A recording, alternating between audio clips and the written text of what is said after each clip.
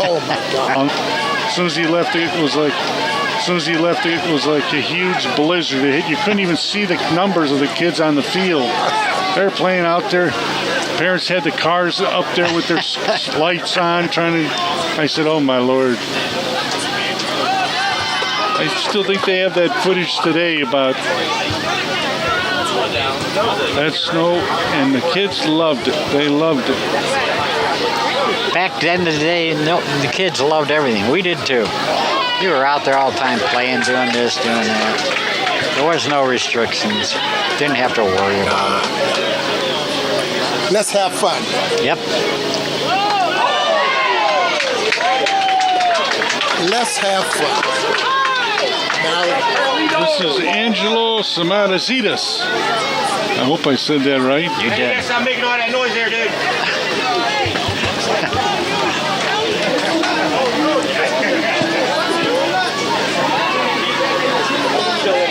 So we got two down, one down count. I'm looking at two. It looks like two. One down. There's two. yes, 2 down. Now there's two. So they need one more out. And you hear a big hurrah.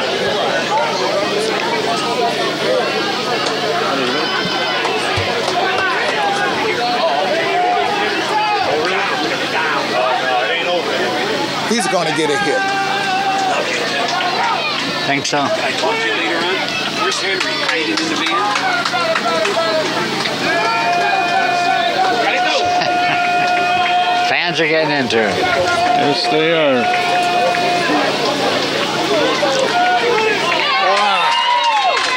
Look how this young man, the pitcher, he'll wind up, he'll get set, and he'll point his glove at the batter. Watch. He didn't do it that time. Oh, he called it a strike. Calm down. He did. Yep. I was just waiting to see if we had to wait another. Well, I'm gonna be nice. Ball game. So it's all over. That's the ball game. Congratulations, young man.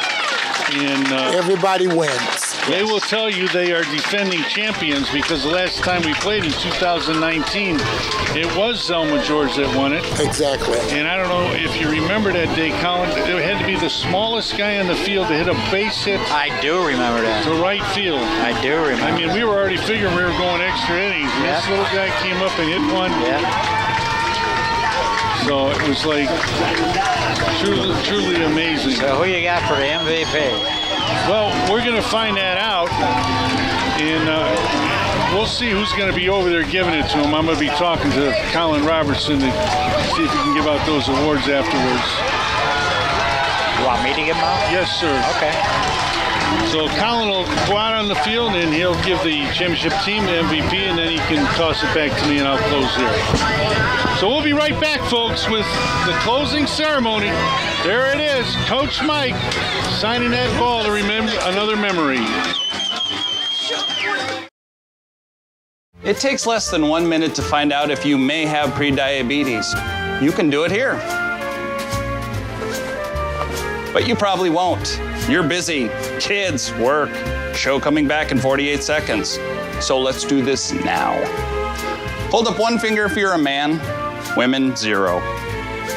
3 more fingers if you're over 60, 2 over 50, 1 over 40. If you're not sure, keep in mind you're sitting on a couch right now, so 1 more finger if you're not very active. 1 finger if yes, 0 if no. 1 yes, 0 no. Next, find the body type that looks most like you and hold up that many fingers while I look around awkwardly. And that's it. If you're holding up 5 fingers or more, you probably have prediabetes. Sorry to be so blunt, but hey, you're busy. Just go to the site.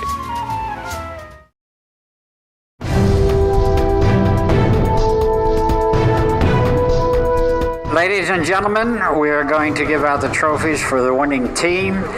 And the first one we're going to give is the MVP of the game, 2021 Youth Baseball Championship game, is Deshaun. Where are you? Come on up here.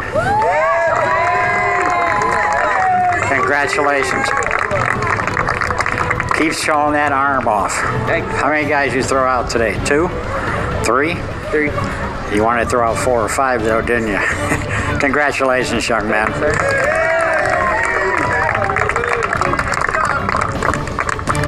The championship trophy for the 2020-2021 Cleveland City Championship Youth Boys Baseball League goes to Mr. Stennett from Thelma George.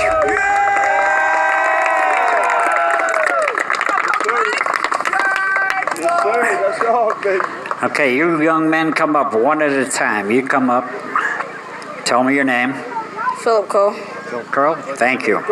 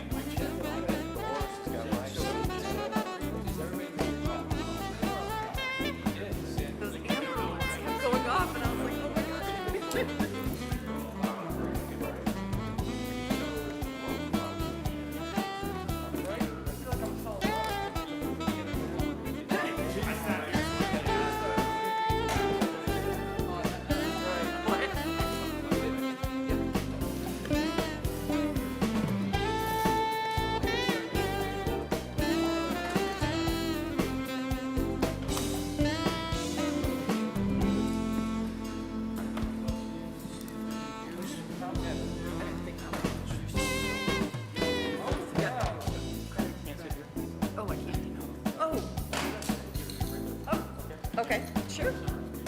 No, that's okay.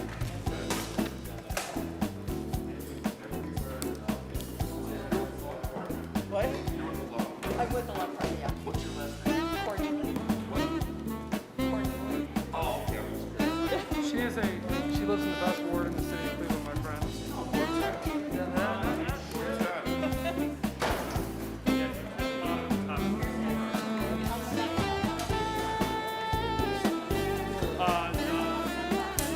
So everything grew by different departments. So when like they did capital projects, they just open it up.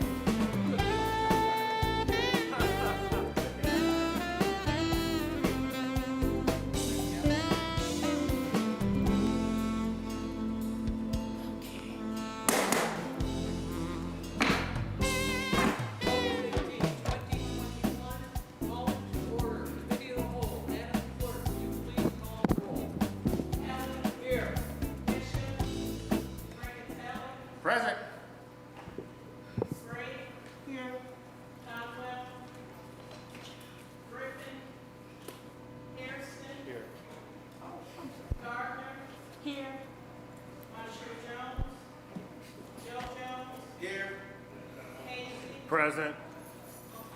Present. Here.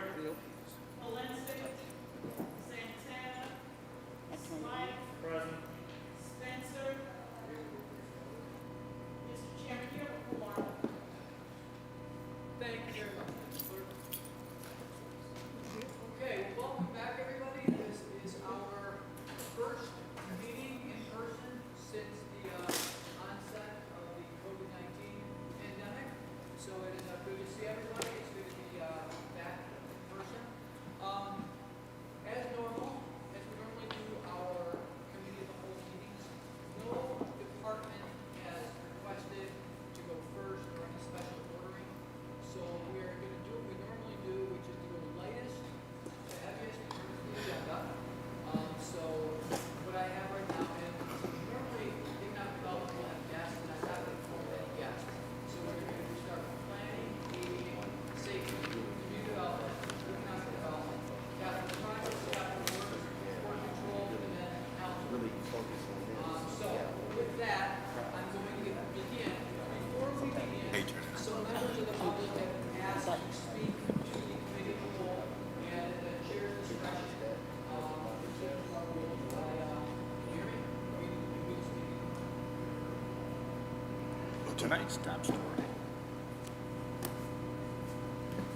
Sorry, I forgot how this worked. Okay. Okay. Got it now. Okay, so as I was saying, pursuant to our rules, at the chair's discretion, we have permitted speakers. They'll be speaking for 2 minutes. And if you'd bring in our first speaker. And just before, just so everybody knows, we have a room requirement. So there's enough space for 17 of us. And the administration is going to have to send people in to keep us to the under 23 people in this. Is that 23 the number, Alan? 22. We have to keep 22 or under in this room. So with that, I would begin by recognizing Nora Kelly. Masks off when we're speaking, or? Yes. Okay. You probably wouldn't hear me otherwise. Yes. Is this on? Okay. Morning, everyone. Okay. Welcome. Morning. Thank you so much for the opportunity to speak with you today. And wow, that is one heck of a view. I could get used to that. You guys are facing the wrong way. My name is Nora Kelly, and I'm a resident of Ward 17.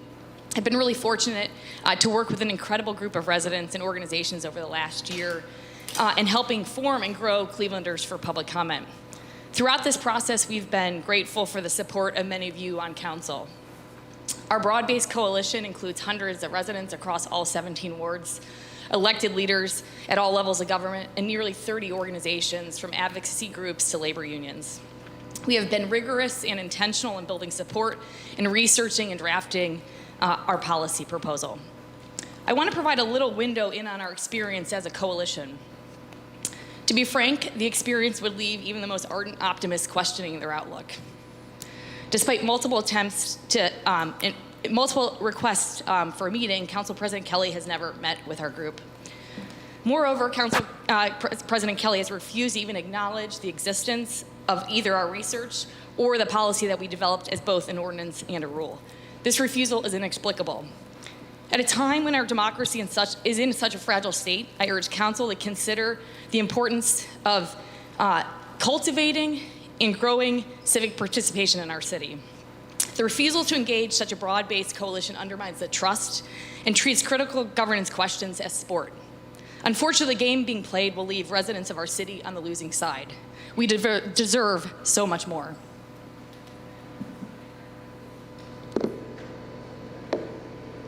Thank you. The next speaker that has requested to speak is Jessica Trevisano. Thank you and good morning, everyone. My name is Jessica Trevisano. I'm a resident of Ward 3 and a member of Clevelanders for Public Comment. The rule you are being asked to vote on today is flawed because it asks Council to hand over its policymaking to the Clerk of Council and requires the Clerk to take on political decisions about the policy of public comment. The proposed public comment rule is little more than a rule that allows the Clerk to make rules. Luckily, that flaw can be addressed with a simple amendment that says, in accordance with the rules and procedures established by the Clerk of Council and approved by a majority vote of Council, Any person may be heard during that portion of a regular meeting set aside for public comment, and I have copies of that proposed amendment here if anybody wants to read it. Giving council oversight over the rules and procedures for public comment is crucially important. It protects the clerk of council. Think, for example, about the possibility of a future council president who wants to change the public comment process. That council president might want to grant unlimited public comment at council meetings, or restrict public comment to citizens, or give each person 5 minutes instead of 3 minutes. Regardless of whether these changes are good or bad, they place the clerk in an impossible position of either changing the rules based on the request of the council president or disobeying that request. If not amended, the public comment rule will create a system where council members have no oversight and no authority to change the rules and procedures of public comment established by the clerk. Under the proposed rule, members of council don't even need to be informed if the rules are going to change. The rules and procedures established by the clerk of council for public comment should be approved by a majority of council members before they can take effect. I know this amendment would push public comment back for a month or two while the clerk finalizes its rules and procedures for a council vote, but we've waited almost 100 years for public comment. Waiting a couple more months is worth it if it provides council oversight and accountability of the public comment rules. The amendment we're proposing today certainly won't make a public comment perfect, but it'll bring us closer. Thank you. Thank you. Next speaker is Diane Morgan.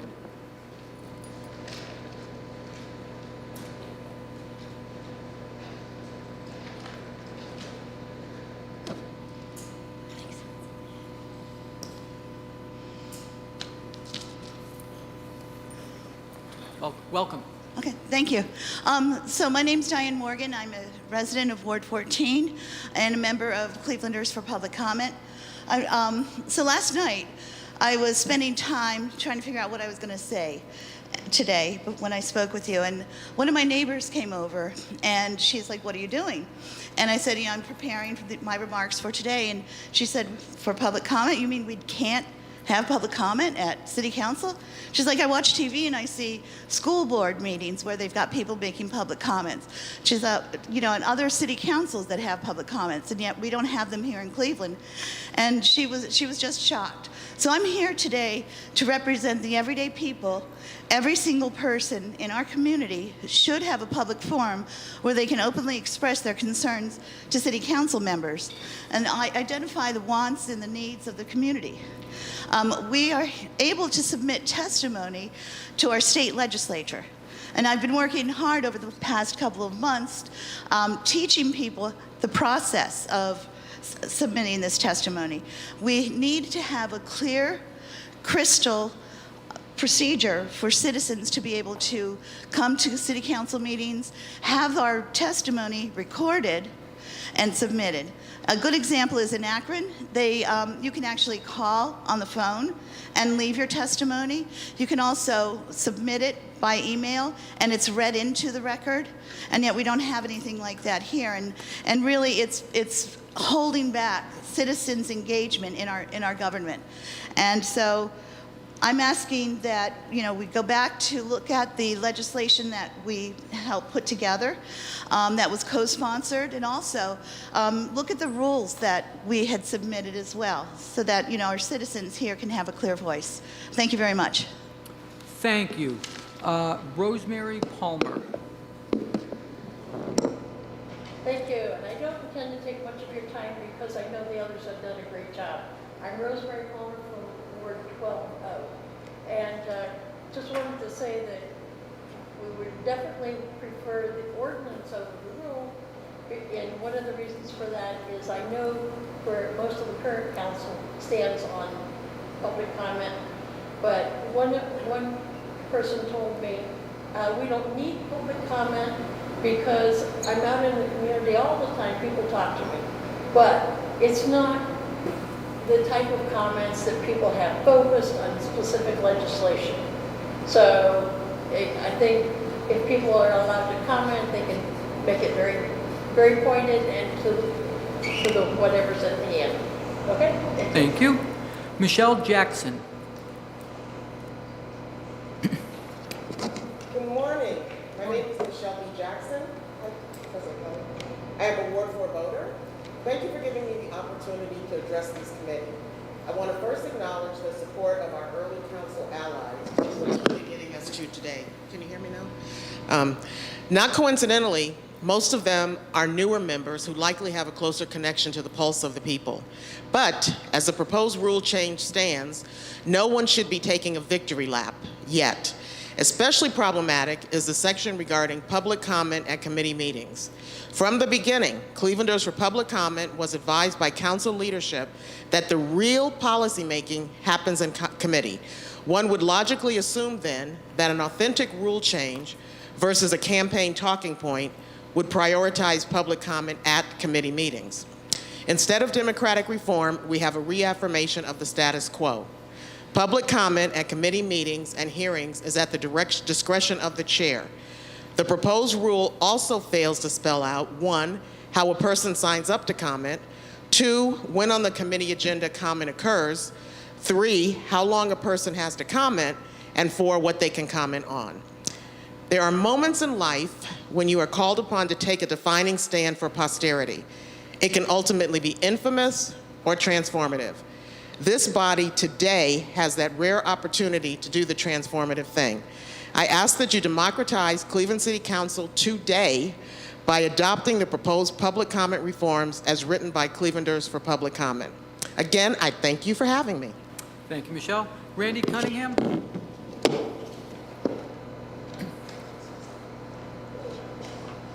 Hello, my name is Randy Cunningham.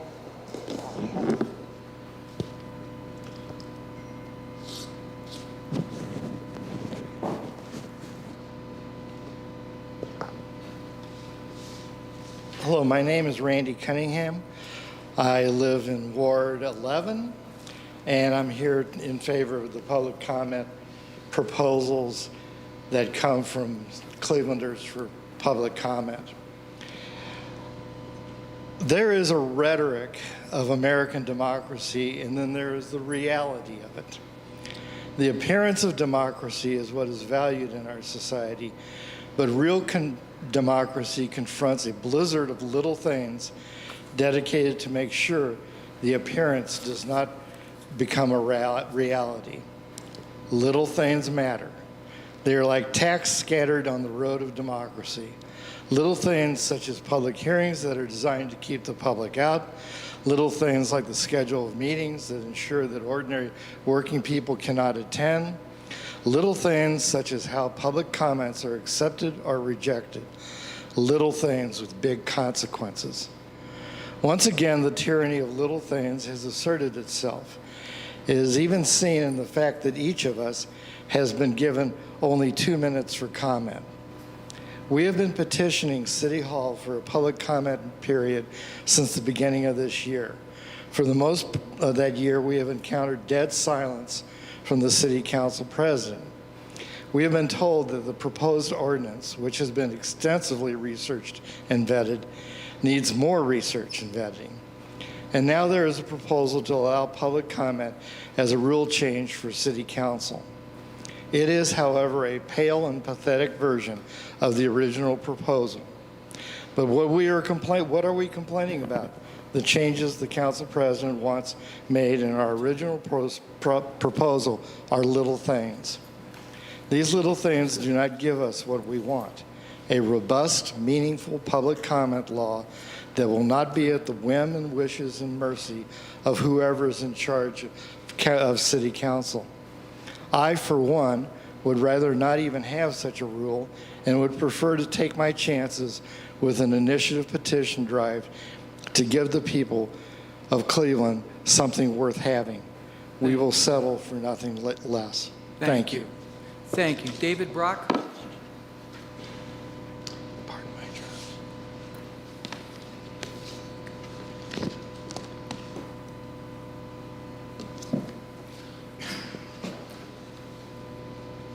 Thank you. My name is David Brock. I'm a member of Ward 16, a resident of Ward 16. Members of council, President Kelly, thank you very much for the opportunity to speak today. Those of us supporting public comment recognize that this is no panacea for the many problems confronting our city today. Allowing the public to speak in front of council will most likely not lift any Clevelander out of poverty or help any of our city's children get into college. And as Councilman Griffin has pointed out rightly, today there are a myriad of ways to reach out to our council members. But to me, there are two primary reasons why we should institute a clear and consistent policy for public comment in front of City Council: practicality and symbolism. From a practical standpoint, localized democracy requires the input of the citizenry to ensure trust and transparency between government and the governed. Meanwhile, as a former history professor, I can assure you symbolic victories are incredibly important to the psyche of a constituency. In 1954, in the Brown v. Board of Education decision, the Supreme Court gave the legal rationale for integration in this country. But that same year was the murder of the young Emmett Till that provided the symbolic spark the civil rights movement needed. Nearly a decade later, when John F. Kennedy called civil rights a moral issue from the Oval Office, he struck a symbolic blow against white supremacy. And when a man from Cleveland's Central neighborhood became the first African-American mayor of a large city, he gave hope to young people all across the country that they too could be leaders in America's political process. Surely we all know that the 17 members of this body aren't the only Clevelanders with good ideas. With public comment, council members from West Park might get to hear about the distinct happenings in Ward 1. And Councilman Polensek, for example, may hear about what's taking place in Ward 11. And all of us can hear from the industrious and brilliant member of Ward 3 who, in seeking a way to give back to her government, crafted a public comment ordinance and rule that this chamber should adopt. The people of Cleveland need to know they can believe in their government. On this day, council can send a practical and symbolic message that their government is open to them. For if we can't institute a rule or an ordinance that's as simple as this one, how can Clevelanders expect us, or you, the city's legislative body, to tackle issues of far greater complexity, which is why, for the sake of expediency, if for no other reason, council should adopt public comment. Thank you. Thank you. Michael Hardy?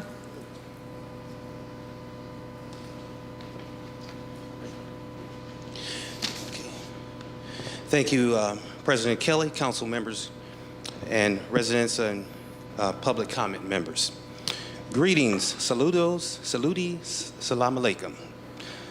Having taught overseas, I've been blessed and fortunate to travel. The happiest and most prosperous places tended to be democracies that took care of its citizens and had free speech. We have free speech, thank goodness. Cleveland is the best location in the nation. However, we lack some of what our peer cities have: public comment. Public comment, as a rule, has limitations. If we want the best for our city, then public comment in the form of an ordinance proposed by the Clevelanders for public comment is what we need. That will be productive and would show that government has a real commitment to engagement. Comments from residents have tremendous value. Opinions and observations of the public often result in insightful thoughts that can point officials in the right direction. Public comment should be viewed as an asset, not a burden. And public comment, as a form of transparency in government, should extend into other areas. An aggressive public comment policy opens the city to more possibilities. I have seen this of how council fills vacancies. In the appointment of a current council member, there is new information that he held office as a council member and president and precinct committee member and ran for other elections in 2 other cities. In one case, it was not long before he got the appointment to council. Yet no one knew this. The residents of the area had no input. Public comment may have at least let the residents know what was happening. The public has the right to know and has the right to inquiry. Having a public forum is good government, and it's very, very American. My name is Michael Hardy, and I thank you very much for your time. Have a great day. Thank you. Rob Korecki, and Ellen, if you could queue up planning and aging. Okay. Somebody from planning and aging here?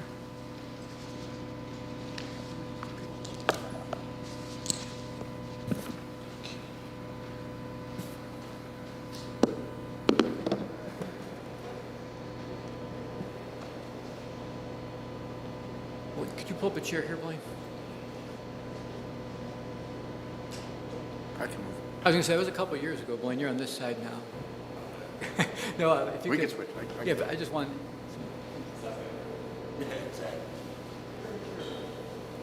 Just can you drag a chair around? Because they're going to sit there, I think. So. Yeah, can you drag a chair around?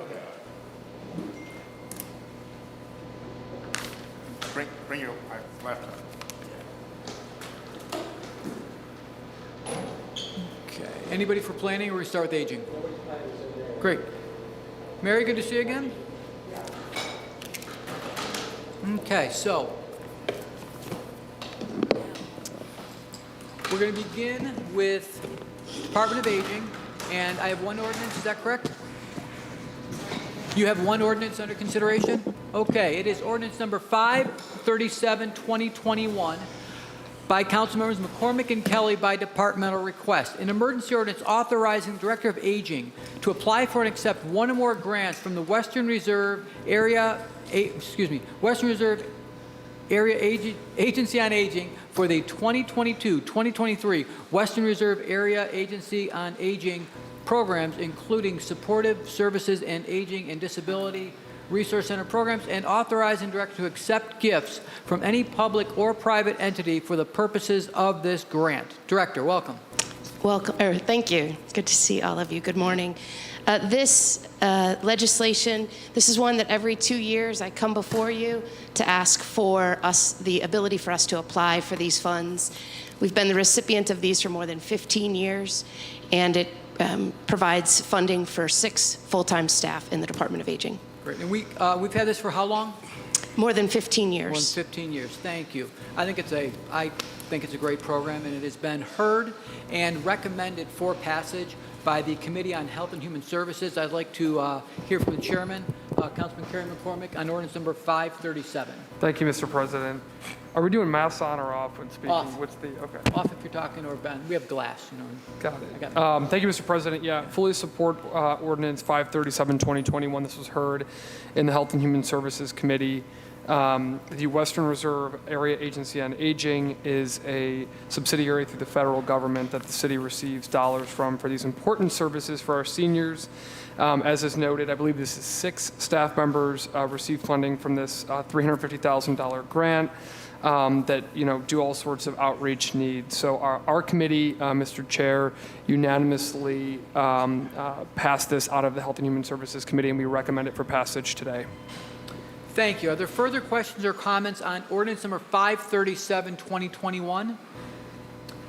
Seeing no further questions or comments, ordinance number 537, 2021 stands approved. Thank you, Director. Great to see you again. Thank you.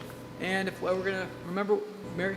I didn't realize there was only one piece for planning in this meeting. Yeah, okay, we'll get you up right now then.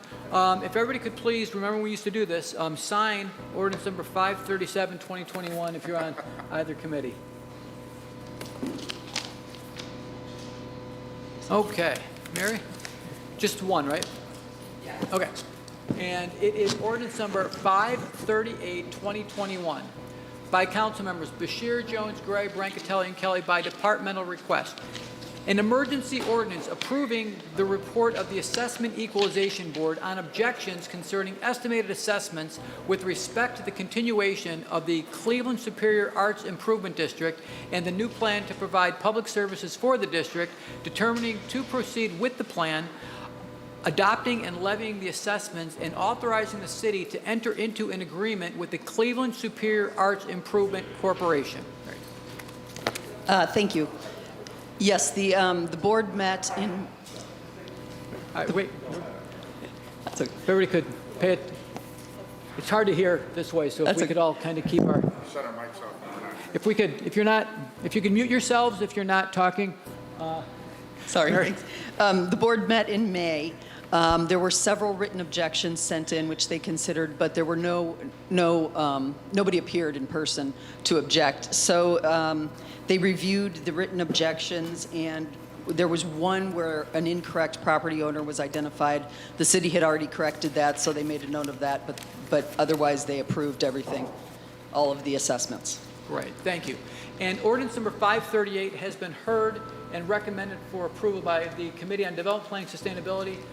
Chairman and Councilman Brancatelli, do you have any objection to 538, 2021? First off, you didn't have to say unmute myself this time. Okay.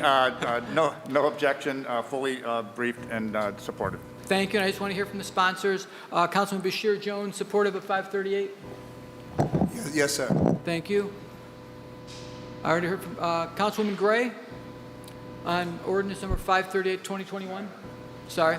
Okay, I'm just reading off the sponsors, and we already heard from Councilman Brancatelli. Any further questions, comments on 538-2021? Seeing no further questions or comments, ordinance number 538-2021 stands approved. If everybody could please sign. Thank you, Mary.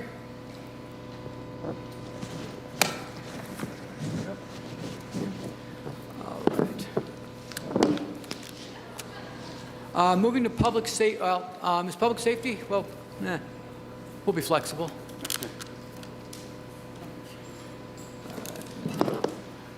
We'll go to community development now, and we'll do public safety in a minute. Two ordinances, right, Director? That's correct. Thank you, Thank you. Chair. Ordinance number 458-2021, Councilors McCormick, Brancatelli, and Kelly by departmental request.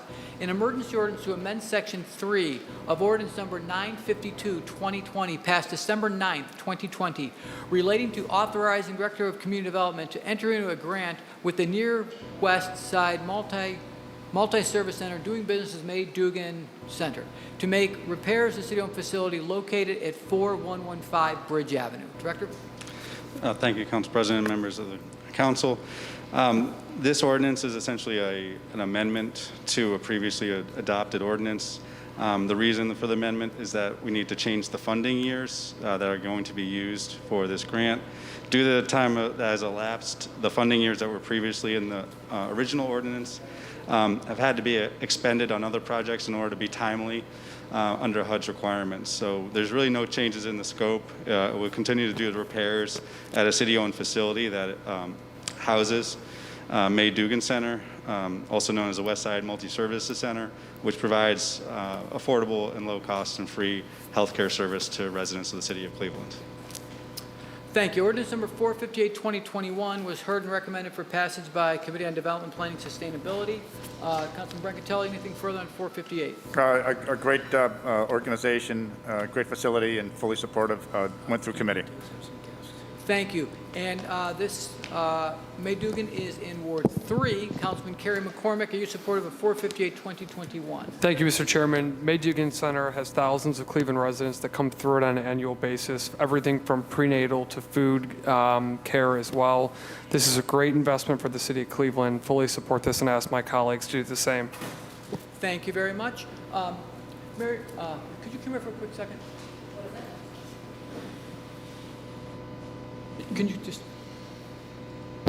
it's no, so I am a member of like an ad hoc committee for May Dugan for their capital. Should I not be involved in this? What's that? Okay, better just avoid, okay, thank you. All right, so if you could please sign, I'm gonna stay out of this one. I'm gonna recuse tonight and not sign for that purpose. And I think, Kara, are you in the capital? We'll talk about it. Yeah. Okay, thank you. Okay. Okay, we're good. Ordinance number 531-2021. Council members Brancatelli and Kelly by departmental request. An emergency ordinance authorizing the Director of Community Development to accept funding from the United States Treasury Department for the purpose of implementing the Emergency Rental Assistance Program established under the American Rescue Plan Act of 2021 and authorizing contracts to implement. Director. Thank you, Council President, members of the Council. So this is a request to authorize the Department of Community Development to accept and expend and contract ARPA funds, but this is a separate pool of funds, not the large $500 million that the city has received under a different section of that act. This is solely designated for emergency rental assistance. The city is currently funded on $18 million through the CARES Act and through a first infusion of Treasury funds. And we've expended roughly half of that funding. This new pot of money will bring in another $16 million for rental assistance to be spent to assist and keep residents housed, avoid eviction. So the $16 million, we've already received the first infusion. It's being released in installments. We have $3 million in hand today, but we need to be able to have authorization in order to contract it. We would like to use our existing partners who are working in this space. Since it was a new act, we actually did a separate RFQ to see if there were other potential partners. We're also required under federal procurement rules to make an effort to see if there was other potential partners.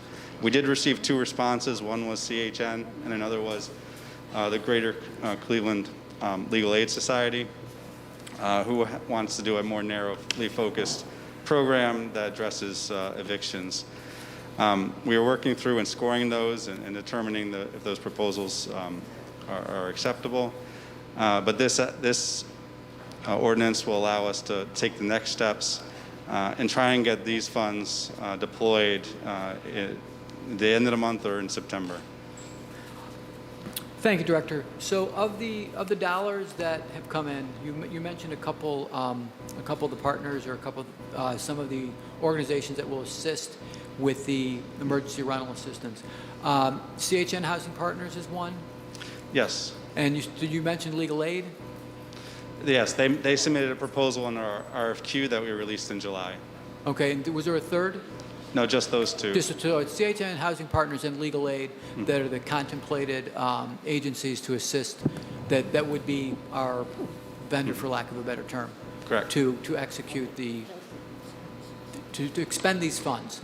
Okay, great. Okay, this has been heard and recommended for approval by Committee on Development, Planning, Sustainability. Councilman Tony Brancatelli. Yeah, thank you, Mr. Chairman, and thank you to the Director. This is a great opportunity for our city to be able to get additional dollars. I want to thank the Director for being able to capture this. And we talked at committee yesterday, fully supportive. We're going to have a briefing in the coming weeks of all the rental assistance money, including legal aid and CHN and Eden and others. So we have a broader grasp as we start heading towards a moratorium being lifted. Great, thank you. Comments, questions, comments on 5/31/2021. Councilman Mike Polensek. Thank you, Mr. Chairman, my honorable colleagues. Within the embodiment of the legislation, I don't see a dollar amount. It's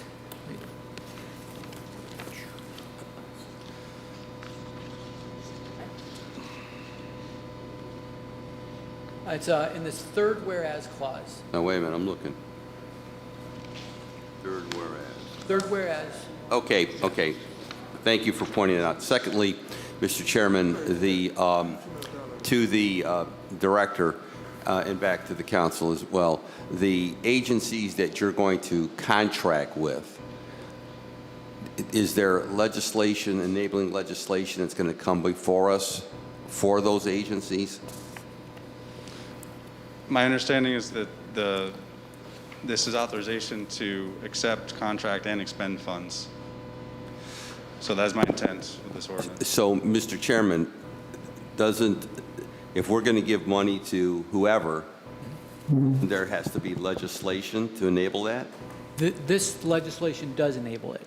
It's the apply expend. In section. So the 2 agencies that were listed that are going to be providing assistance, going through it right now. Are they spelled out in the legislation? Not in the legislation, no. Well, then, again, explain it to me. If we're getting anything over $50,000, have to be approved by council. Right. There has to be some process where we're going to have to authorize if is it you said to the Director, Cleveland Housing Network? CHN Housing. I don't want to speak for you. If we're going to give them a substantial amount of money, I would have to believe there has to be enabling legislation to do that. My understanding is this does accomplish it. This follows a similar framework that we use for our entitlement funding each year. That budget approval does not include specific entities. It approves programs, and this is approving a program by which to release emergency rental assistance funding. Okay, I would just like at some point, I'd like some clarification on that. Because I'd like to know who's going to be getting the funds, who's going to be administering the funds, and I'd like to understand what impact they're going to have on all of our 17 wards. I don't think that's too much to ask for. On that point, if I may. Councilman Brancatelli. Right. Yeah, Councilman, that was a real specific ask out of committee yesterday. Okay. That we're going to have a hearing to go over all the rental relief funds. And the breakdown, there's only so many agencies that are doing this kind of activity, and it's an ongoing. They already have existing contracts, but it's going to be very specific to break down where the assistant went, who's administering it, and where it's landing. Okay. Because we are really at a crossroads now of the hardest tenants to be able to support, because it's a lot more outreach that has to get done. Okay, just so we have an understanding who it's going to and what Yes. they're going to be doing Yes, in so each of our communities. we'll have a Thank you. specific hearing. Thank you. Thank you. Thank you, Councilman Polensek. Councilman Joe Jones. Mr. Chairman, a lot of the questions that Mr. Polensek brought up was some of the thoughts that I wanted to bring up also was about accountability. So we're going to be having hearings to see how the program works. And, you know, my only unreadiness, again, is this is a big chunk of money, and making sure that the council has the proper oversight of the process and making sure that the funds are going where it says it is going to go, and it is expenditure properly to help and assist folks who are in need. So, Mr. Chairman, to Mr. Brackatelli, how many of these sessions will we be having as relates to the expenditure of this money in terms of accountability?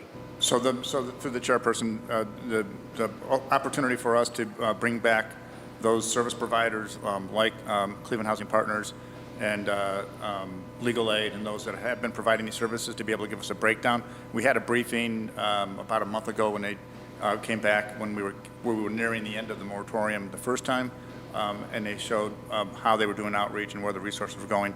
It'll be an update of that briefing plus how these additional resources are going to be out there. So, Mr. Chairman, to Mr. Brackatelli, so we will have community meetings. How many institutions or organizations that are actually involved right now currently with that, and will there be any additional organizations added to it? So there's a whole series of organizations, but primarily it's Cleveland Housing Partners, Eden, Legal Aid. Those are the primary users of the resources both from the city as well as from the county. I see. No further questions, Mr. Chairman. Thank you, Councilman. Anything for Councilman Kevin Conwell? Yeah, thank you very much. Through the chair to the chairman of the committee, I have had several problems with some of the partners and stakeholders that's receiving this grant where my residents can't get through. You know, because I've dropped thousands and thousands of flyers going door to door, letting my residents know there's emergency assistance. And they'll call me to say, Councilman, I can't get through. So I need to be at that meeting to find out about any glitches, because it concerns me a great deal. And I'm going to keep dropping flyers to let them know, because this evictions is going to be a tsunami. Now, you're absolutely correct, Councilman, through the chair. Having our partners come to the table, be able to provide the appropriate access and the turnaround, it has been a struggle. I mean, everyone's operating out of the pandemic, so access has been a challenge, as we've seen here at City Hall, where we're just dropping stuff at the front door and waiting to turn around. The organizations have done a tremendous amount of lift in being able to work with our Healthy Homes Initiative folks, the staff that are boots on the ground, as you often refer to. It's critically important, so that's why this hearing will be important, that we understand the process so we can relay that back to our residents. I think that through the chair to the chairman that the housing court judge should be brought in also, because they're a great resource. When someone is going to be evicted, there may be that they can refer to Cleveland Housing Network or Community Housing Solutions or something like that. We need to bring them in as well. You think, sir? Through the chair. Absolutely, through the chair.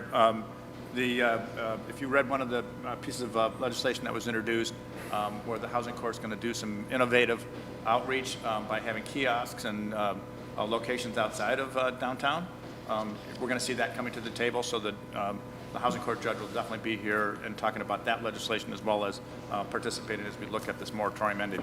The housing court judge has reached out to us and Councilman Griffin to be able to have that session. I got you. You know, one more idea. I think that CMSD should be included as well, because when you look at evictions, you see single mothers that they're being evicted. Mm-hmm. So if we could bring in CMSD and say, here's some resources that you could give to parents who, well, you know exactly where I'm going. They should definitely be at the table. That's a great suggestion. We can probably invite someone like Michael Hauser or somebody to be here and participate. We need all boots on the ground. Yeah. All boots on the ground. Yeah. Thank you very much. Thank you. Thank you, Councilman Conwell. If there is nothing further, ordinance number 531, 2021 stands approved. Thank you. Thank you. Please sign. We have two safety pieces, then we'll go to economic development next.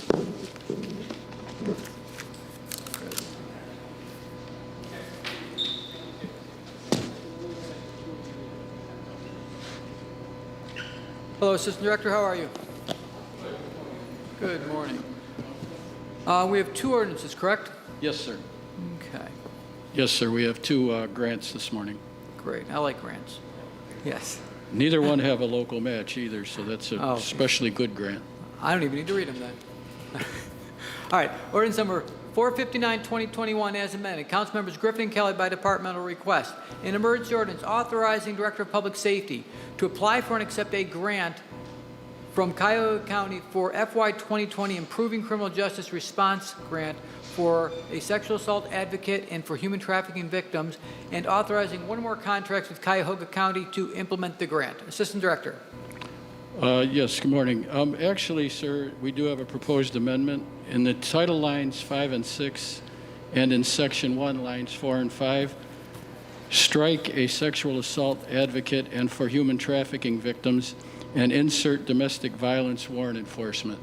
This grant is actually to provide overtime for detectives assigned to the domestic violence unit to go out and make sure people that have a warrant for domestic violence are arrested and, brought in to the system.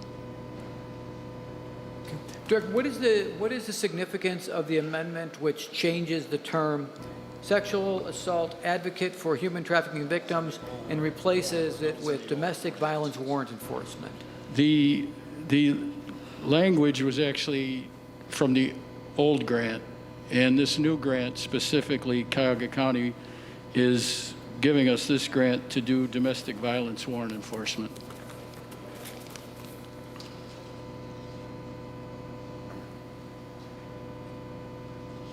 Okay, I'm not trying to be difficult here, but we dealt with this last time, and the ordinance I read, the caption talks about a grant for a sexual assault advocate for human trafficking victims. I assume this would be rewritten in a form that tells us what it is, like exactly what we're doing. This is the same amendment or the same issue we dealt with last month, and all we're doing is we're just putting an amendment onto it to change a few words. And I understand it accomplishes the same goal, but my question is, is the grant amount the same? Is the file the same? Because it talks about that the Director of Public Safety is authorized to extend the term of the grant. Is it the same grant? I just, if this is not, this is important subject matter. If it is absolutely time sensitive, I don't mind. I don't like it, but we can consider moving forward. But I was expecting this to be resubmitted with the proper. I mean, this feels sloppy to me. That it's like this. Do you have any thoughts? If you would permit me, sir, Dawn Hartsong, our grants administrator's here. She can explain it. Yes, please. Much better than I can. Yes, please. Thank you. Yes, to the chairman, this was basically a clerical error. We had a federal grant called the Improving Criminal Justice Response Grant a few years ago, and that grant did provide a sexual assault advocate to assist with sexual assault victims and human trafficking victims. This is a new grant. It's the same program, but instead of coming directly to us, it went through Cuyahoga County. So when the legislation was drafted, accidentally the original verbiage was put into the title. Everything else is accurate. I just didn't, it was my mistake. I didn't notice that the original title was not changed to say that it was for domestic violence warrant enforcement. So that was my oversight. So the only thing that's different is just the title. I didn't notice that the title wasn't changed. Sure. So respectfully, we had this conversation a month ago, and if an error was made, we had these 30 days to correct it. And it's, to me, I mean, I'm just wondering, how did this appear in the notice when we published the ordinances we're going to be hearing? Was it published as such? And again, this is just so important. If it's a clerical error, it's a clerical error.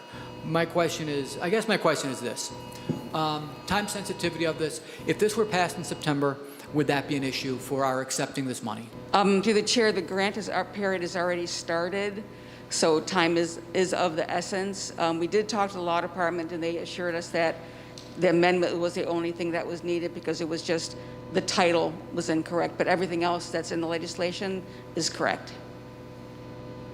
Okay, so to me, it's the same question, which is basically, I was expecting a new ordinance. I was expecting this to be something, and if it went in the public record like this, it went into the public for our notice of what we'd be hearing.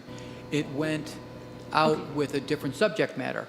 But if it's, I guess I need to know that this is time sensitive, or else I want to push this till September. If it can wait till September is kind of where I'm at with this one. Yeah, Mr. Chair, if I could real quick, Council President. The grant period is from 8/1 of 21, which has already started, till 7/31 of 24. Although it is time sensitive because we actually want to get out there and actually execute the huge volume of domestic violence warrants, we can come back because the city is reimbursed for the overtime that the officers actually use to execute this grant. So I don't know if that plays into it. If we do enforcement on overtime, I don't know if the city will get reimbursed for that period when we haven't accepted the grant, but we can come back in September and with the proper verbiage in the actual legislation. Okay, so the possible risk is this is a situation where the city is reimbursed for the services from the county.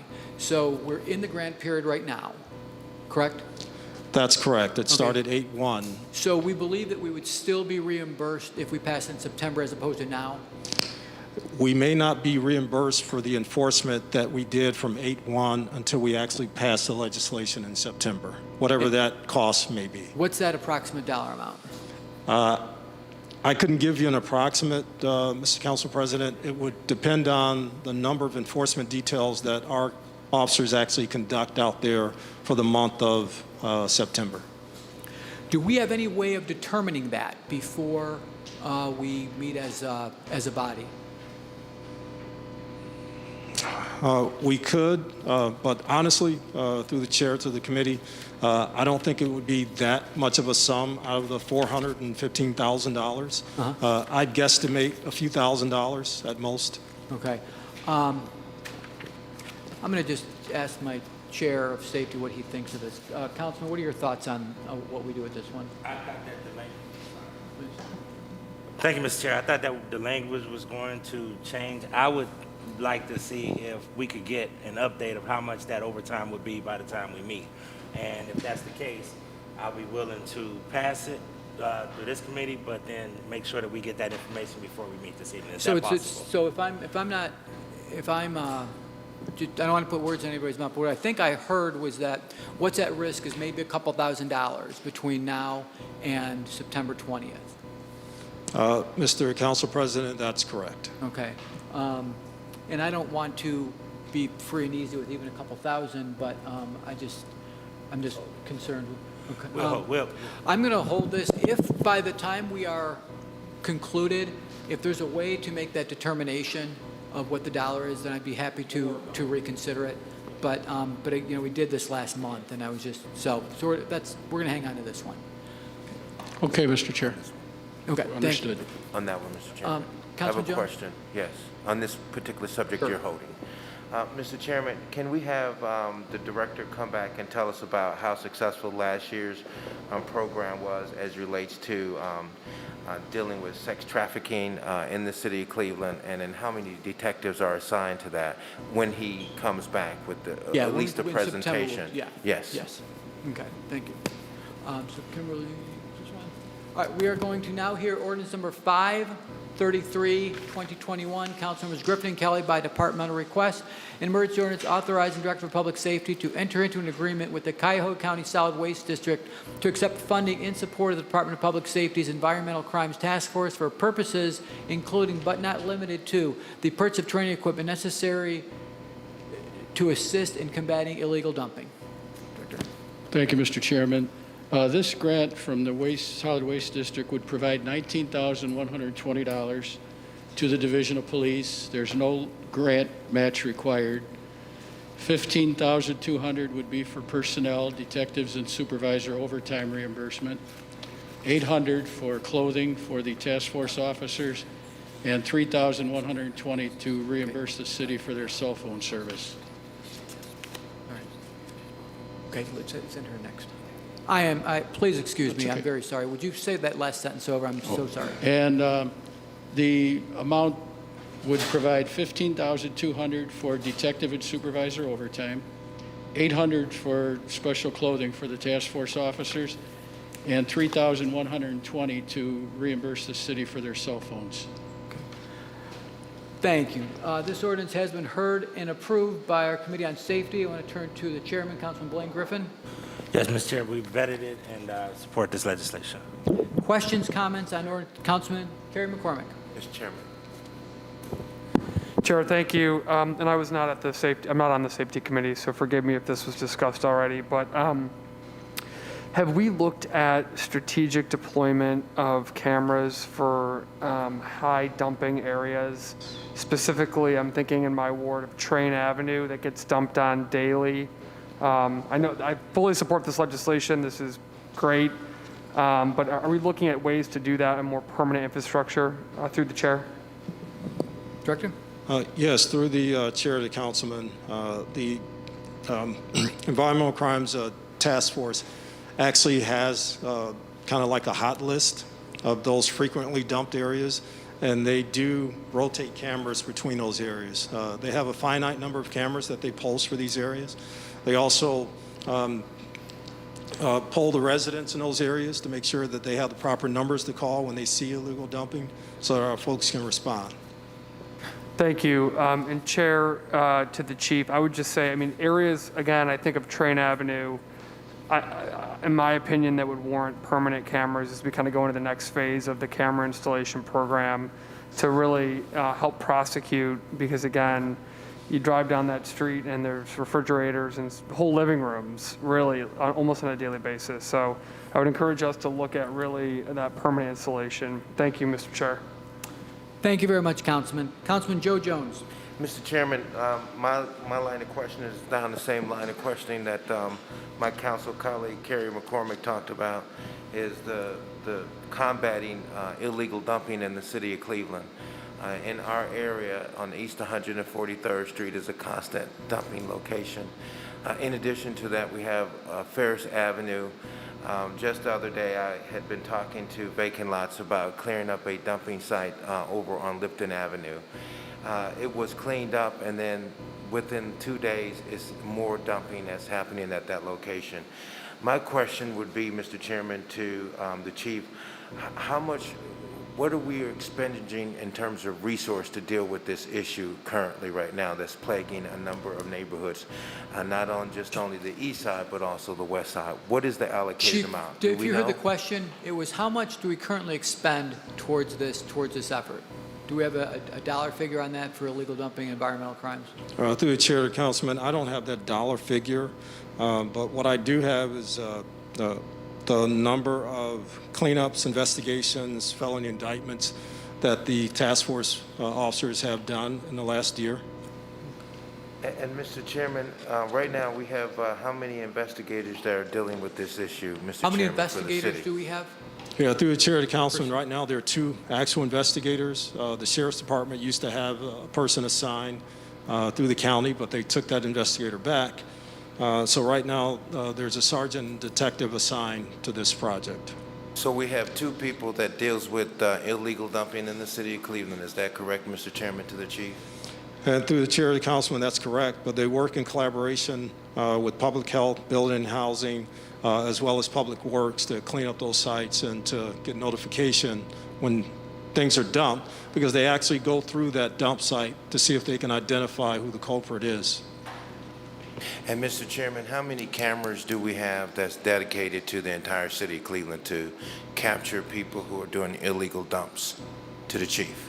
Did you hear the question? Yeah, through the chair, Councilman, I'll get you the number that the task force has that they can deploy throughout the city. But all the cameras that are in the city's program can be used for illegal dumping.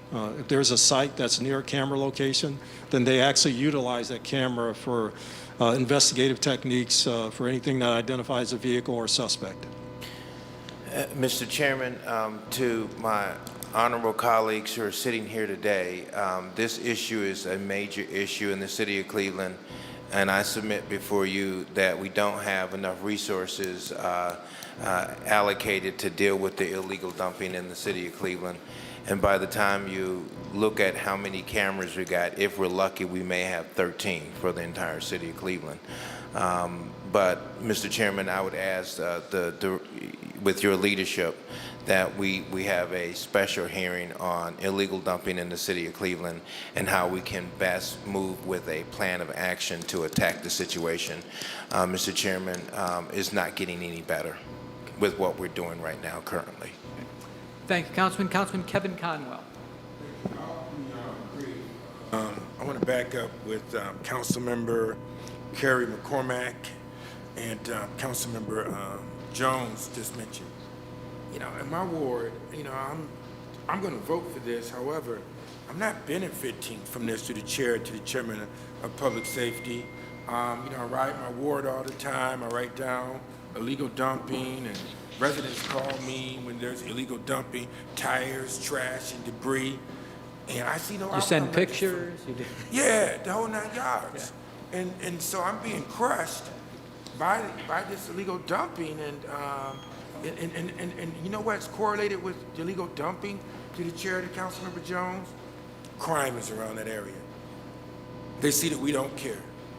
And you end up with all kind of crime that's there. And the only help that I can get to the chair, to the president, the chairman, and my colleagues is from Court Community Service. They come out and they clean the area up for me. I'll reach out to those guys.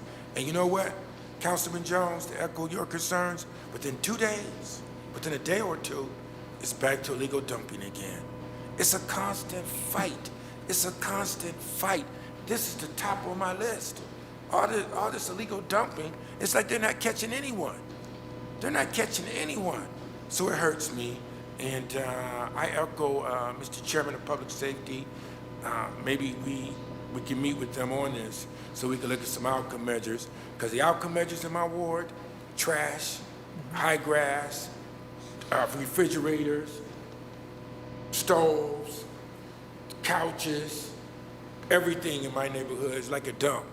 Thank you very much. We need help. Yeah.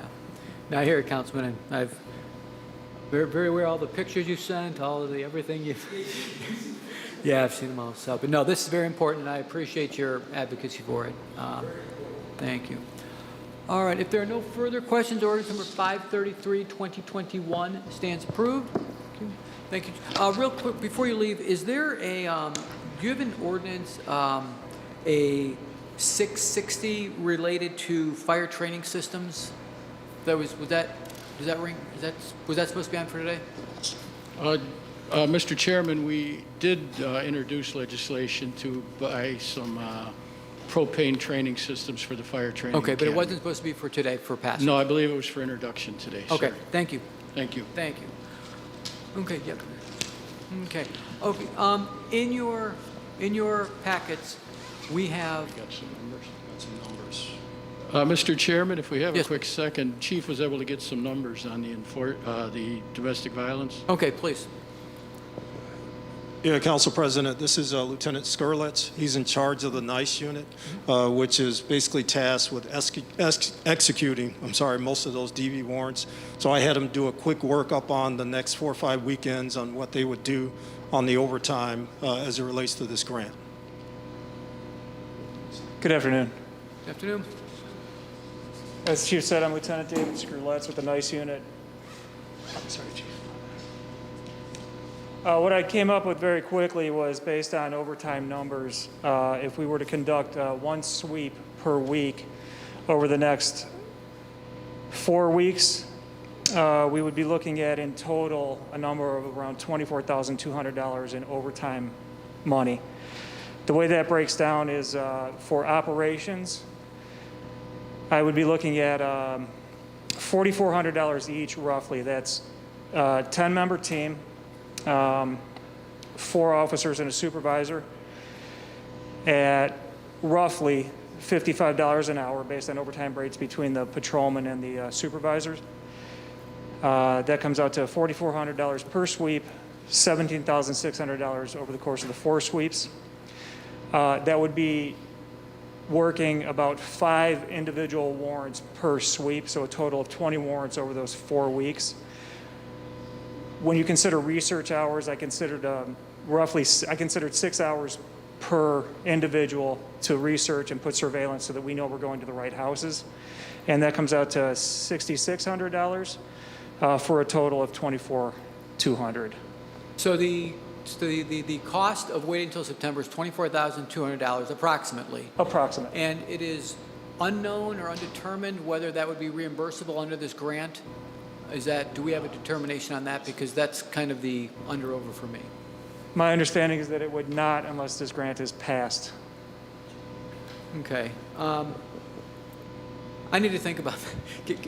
I mean, 24,000 is not insignificant, but it's, I'm not, I mean, we dealt with this last month.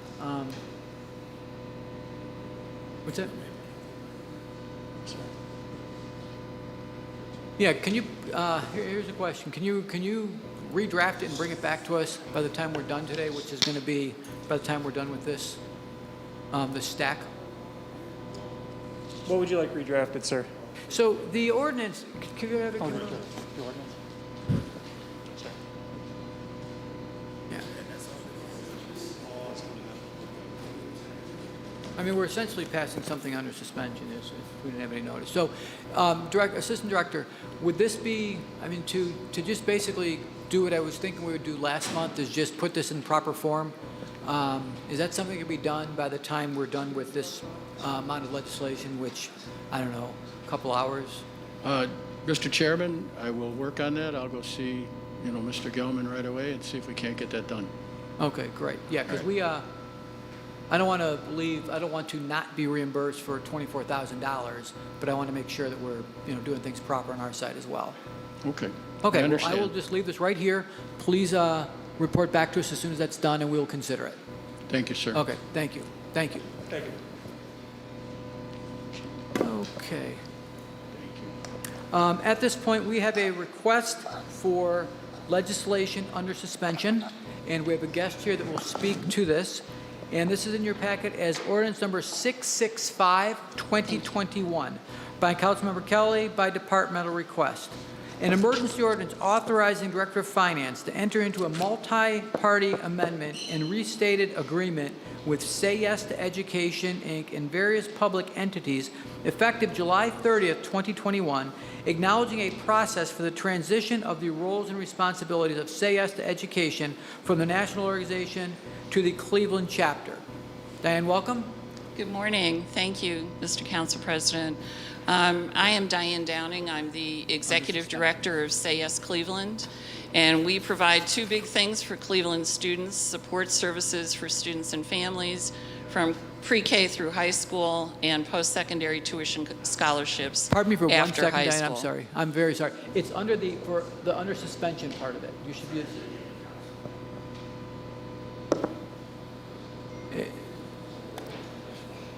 Kimberly, on our tablets, where is this in the under suspension packet? Okay, could somebody get hard copies and pass it out immediately, please? Or do we have hard copies? Of ordinance number 665, 2021. They're not on the tablets, apparently.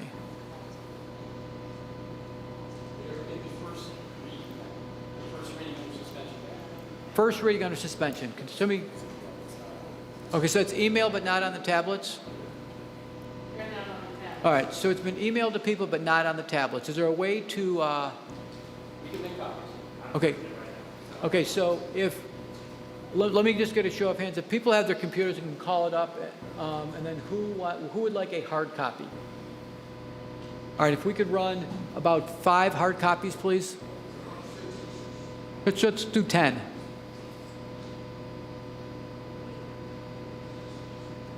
Sorry, Diane. No, that's... We're getting back to this live thing. Okay, I'm going to just proceed, and that will be to us for in just a minute when we get the copies. But Diane, I'm very sorry. Please continue. Okay. Well, thank you. I appreciate the opportunity to appear before you today in support of this legislation that updates and amends the governance agreement that was originally signed in 2019 between Say Yes to Education National and the local convening partners, which included the City of Cleveland. Since the governance agreement was signed, Say Yes Cleveland has launched. It has expanded support services to 69 CMSD and partner charter schools and has more than 1,130 students enrolled in post-secondary programs. With Say Yes Cleveland now fully, locally, and independently governed by our scholarship board and our operating committee, Say Yes National's board decided to streamline their organization and wind down their operations. This legislation amends the governance agreement to address the transition of Say Yes National's roles and responsibilities regarding Say Yes Cleveland, and it specifies Say Yes National's commitment to providing us with the remaining funds from the startup grant that we were awarded at launch. On the ground, these actions will not impact the students and families benefiting from Say Yes Cleveland, either with scholarships or support services. Say Yes Cleveland continues to move forward with its strategy, governance, and mission unaffected in an even stronger position than before. I thank you, and I am happy to answer any questions. Okay, well, thank you very much. I think what you stated, what I heard was over 1,100 scholarships are currently, there's students that are actually benefiting from what Say Yes set out to do. You're in 69, we are in 69 CMSD and partner charter schools, and really just providing that college opportunity to kids in the city of Cleveland. So this appears that this is just kind of, it's more of something that happens not at the ground level in terms of what's affecting the kids. It's more of what happens with the governance, where Say Yes, the national Say Yes is basically transitioning all governance to the local chapter Say Yes. Is that accurate? Yes, Mr. Council President. Okay. Yeah, this has been a tremendous success for the city, and I am just very happy to be involved at the level that I've been, and hope that we'll all be supportive of this. Questions, comments on 665, 2021? Councilman Bryan? Oh, sorry. I'm sorry. Oh, I'm sorry. Yes, please. Councilman Brian Casey. Yep. Thank you, Mr. President. Mr. President, to Miss Diane Downing. Oh, that's right, Diane. Is this piece of legislation here, is there a dollar amount to this, or is this just kind of a rules and regulations thing? Mr. Council President, to the councilman, there is no dollar amount attached to this. This is a governance change. Okay. And then, Mr. President, to Ms. Downing, do you know how much the Say Yes program costs CMSD a year? Mr. Councilman, Mr. Council President, to the councilman, it does not. CMSD contributes some money for the salaries of the family support specialists who are assigned to our Say Yes schools. But that is the only contribution from CMSD. The rest of the funds for those positions come from the county of Cuyahoga as part of their commitment to Say Yes. The administrative staff of Say Yes is paid for by startup money from Say Yes National, and we have also received philanthropic contributions for our services. In addition, the private sector, the corporate community, the philanthropic community has made pledges of $93 million for scholarships. $88 million is in the bank right now for scholarships. Okay, and then Mr. President, to Ms. Downing, so aside from salaries for staff to run this, it doesn't cost CMSD anything additional. It's all been raised by the national or philanthropic, is what you're saying, correct? Yes, Mr. All right. Councilman. Thank you. Thank you. Councilman Plensick? Thank you, Mr. Chairman, my honorable colleagues, and to Diane. Do we have, or do you have some where you can provide us, first of all, the schools? I'd like to see the schools that are in the program, an updated list, because I've looked at it in the past, so I'd like to see an updated list, because this is a very important program. But also, do you have some type of data or documentation as to where we're having the greatest penetration rate in the city? Where are the kids coming from that are being able to take advantage of the program? We have numbers by census tract, by ward, by how do we know where we're having the greatest success? Mr. Chairman, to the councilman, we are in, our 69 schools are across the city. Right. Fairly evenly divided. We are also at 3 partnering charter schools. I can provide you, I don't have it with me today, but I can provide you with the referrals and the types of referrals that our family support specialists have made, school by school, area by area. In addition, we can do some work. We have the list of how many students have applied and received the scholarships and which high schools they graduated from. Okay. So if I could provide you with those 2 items, I believe that would respond to your question. Yeah, that would be very helpful, so we could really see where we're having success at what high schools where we're having that type of success. Because again, I think there's still a lot of people out there who really don't understand how significant this program is and the far-reaching impact that it can have on students and families. And so I'd like to see, I have 3 high schools on the northeast side, Glenville, Collinwood, and Ginn, and I'd like to see what kind of penetration rate, what kind of success we're having there. Thank you, Mr. Chairman. Thank you. Thank you, Councilman Plensick. Councilman Joe Jones. Thank you, Mr. Chairman. To the distinguished lady, looking at this, our colleagues asked about resources. Thank you.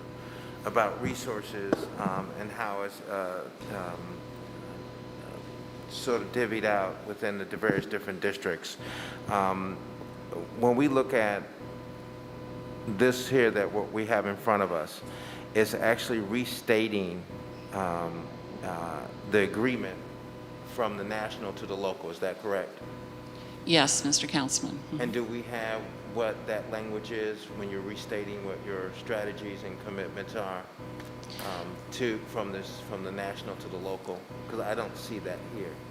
Yes, Mr. Chairman, to the councilman, there is a restated governance agreement that mirrors the legislation. Okay, and is that like, can you elaborate on the difference while we're here right now currently looking at restating what was already put in place, and then how would that have an impact on what we're asking for right now? Mr. Chairman, to the councilman, the overall change is from working, coordinating directly with Say Yes National to having all of the work headquartered and done at Say.S. Cleveland, with Say.S. National winding down and Cleveland being its last chapter. So that's the biggest change. But with that comes the commitment in the restated agreement that they will, Say.S. National and the George Weiss Foundation, will uphold its commitment to provide us with the rest of the seed money that they promised when the chapter was launched. And then those are really the two major components. But in order to get their approval, Say.S. Cleveland needs the approval of all the original signers of the agreement, and the City of Cleveland was one of those signers.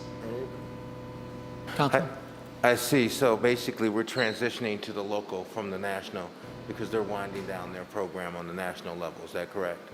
Mr. Chairman, to the councilman, yes. And then the foundation that's involved with the seed fund, the seeding or the funds that are supposed to be allocated, you want to get a commitment from them to make sure that they're going to continue their initial commitment to this community and to this city. Mr. Chairman, to the councilman, yes. And Mr. Chairman, to the distinguished lady, when we're looking at that, is there any set fixed or funds that we're talking about from the national that should come from that foundation to the local? Mr. Chairman, to the councilman, yes. The total amount is $7 million. I see. And Mr. Chairman, to the distinguished lady, then that would be matched with local commitments and donations that are going to also go into the program? Mr. Chairman, to the councilman, yes. Mr. Chairman, I have no further questions. Thank you. Thank you, Councilman. Councilwoman Jenny Spencer, and Kevin Collins. Thank you, Mr. Chair. Through the chair to Ms. Downing, I think my colleague Joe Jones asked some of the questions I was going to ask. I'm just a little curious about Say Yes National and what prompted its wind down. Mr. Chairman, to the councilwoman, George Weiss, the founder of Say Yes, has been doing this work in different cities and with different smaller cohorts of students for over 30 years. And when Cleveland applied to be the next Say Yes city, he stipulated it would also be the final Say Yes city to coordinate with National and to receive the seed funding. We launched in 2019, and Say Yes National saw the progress that we made very quickly, both with support services and with the allocation of scholarships. So about a year ago, they informed us that they would be starting to wind down their national group. And so this is the culmination of that effort to wind down, but to also preserve the commitment from George Weiss and his organization to make good on the commitment of the money, the seed money, and it allows us to fully govern the organization locally as they wind down. Thank you. Through the chair to Ms. Downing, so it sounds like this was known from the outset that there would be a wind down? Mr. Chairman, to the councilwoman, what we knew in 2019 was that we would be the last designated Say Yes city. We did not know at launch what the timeline would be or whether there would be a timeline on the winding down of Say Yes operations nationally. However, after we launched, that was a decision by Mr. Weiss and the board. Thank you. I'm a huge supporter of Say Yes, and I look forward to its continued success locally. Thank you. Thank you, Councilwoman. Councilman Kevin Conwell. Thank you. Is it your name to the president, chair, is Director Downing? Is it Downing? Yes. Okay. I sit back and I listen with everyone else, the questions. What can I do to help? Besides signing the legislation. That's a start. Mr. It is a Chairman, start. to the councilman, yes, that's number one. But we would, our staff would be happy to get in touch with you to provide you with scholarship booklets for rising seniors in your ward, and also with other information about Say Yes and the schools that we're in providing support services. So John Benedict is our communications director, and I would be happy to have him get in touch with you and provide that information. We also could use help in encouraging students and their families to fill out the FAFSA.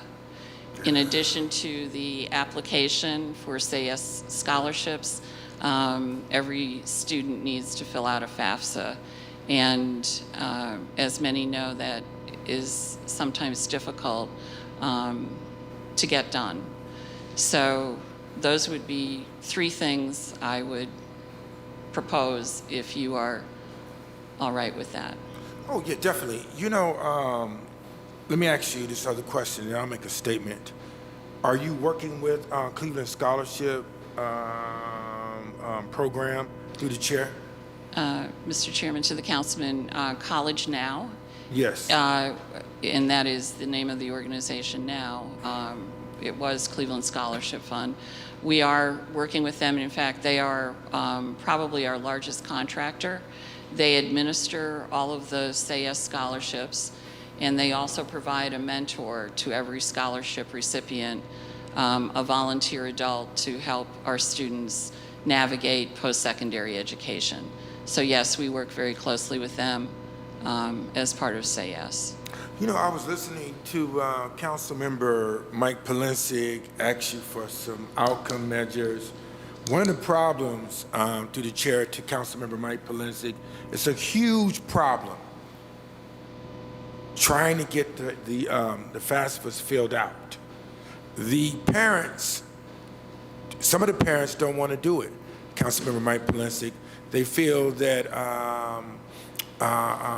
it would take away from some of their dollars, and especially if some of their children are on SSI. They don't want to fill the FAFSA out. So trying to get the parents to fill this FAFSA out is very, very, very important, and I'll help you with that. You know, we'll host some meetings. Let me say this, and then because I know we have to move forward. For 10 years, you know, I've been sponsoring with Infinite Scholars, Councilmember Joe Jones, with Winston Gregg, at Glenville High School. And we bring in, and I mentioned to you, Council President, close to 50 colleges. Kent State, Eastern Michigan, Central State, Ohio State, to Glenville High School. And we help children receive college scholarships. We've had hundreds of children receive college scholarships over the 10 years. And that's how I know about the FAFSA. In saying that, I would love to have your help. On September the 30th, from 9 a.m. to 1 p.m. at Glenville High School, children are coming to, and I mentioned you, Council President, St. Anne's always get me, and St. Ignatius. They come with busloads to Glenville High School every year, except last year. And I help whatever child could receive a scholarship. And we're there helping. And I want to talk with you and whatever help that we could do to partner on this, because I just want to see babies go to college and not have to pay, especially that Parent Plus loan. Oh my goodness, that's a lot of dollars. Yeah. But I'm there. Once again, it's September 30th at Glenville High School from 9 a.m. to 1 p.m. You'll see at least 50 colleges there in the cafeteria helping children to go to college, and we'll see whatever we can do to have YES to help us. Great. We need all hands on deck. Thank you very much. I'll get your number from you, and I'll give you my number, and we'll sit down and meet perhaps at Glen Village to put that together. Thank you. Mr. Chairman, to the councilman, thank you so much for your support. We will be there on September 30th. Thank you. Excellent. And I just want to just follow up on what's been discussed. You asked what we can do, and you mentioned encourage people to fill out the FAFSA. Having gone through that every year, that's not as easy as the census. It's a pain. You've got to plan for it. It is, and I would imagine that families need support doing it. It is a pretty intrusive, grueling, and it kicks it back all the time if you miss one small entry. So don't underestimate the headache of that form. And but you know what, Mr. President? Some parents don't want to give out their information. Yeah. So security number, whatever the case may be, they don't want to give it out. But it's got to be done, and it's not simple. Secondly, I would just encourage, before I let you go, Diane, and we pass this, I would just encourage everybody to make sure you understand what a fantastic asset SayYes Education is. All too often I talk to people, and I bring it up, and they don't know about it. We are the only city in the state of Ohio to have this. This is awesome. Like, this is something that we need to promote, and with this, we can tell any student CMSD that there's a full portfolio of opportunities, whether it's a bachelor's degree, whether it's an associate's degree. It'll pay for the skilled manufacturing program at Tri-C, building trades program. There's a full portfolio of opportunities, but we just have to make sure this gets into the psyche of every Cleveland family. So with that, if there are no further questions, we'll... What if we could put it in, excuse me, I know, because I'm excited about it, Mr. President, so I'm sorry, breaking order. What if we could put it in our newsletters if doing that, she could we reach should out? be doing a lot. It's almost, got a tune for it? Okay. It's just, getting people to understand I think some people think it's almost too good to be true, but we just have to do everything we can to get this into the conversation in the psyche of every Cleveland family. So with that, seeing no further questions or comments, ordinance number 665, 2021 will be considered when we have our full council meeting across the hall. Thank you, and Chair, thanks to everybody. recuse me. And I'm sorry? Please recuse me from... Yes. Thank you. Thank you. Okay. Okay, we're going to move to economic development at this point.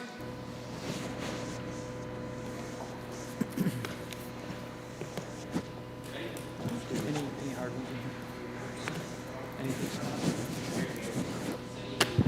Thank you.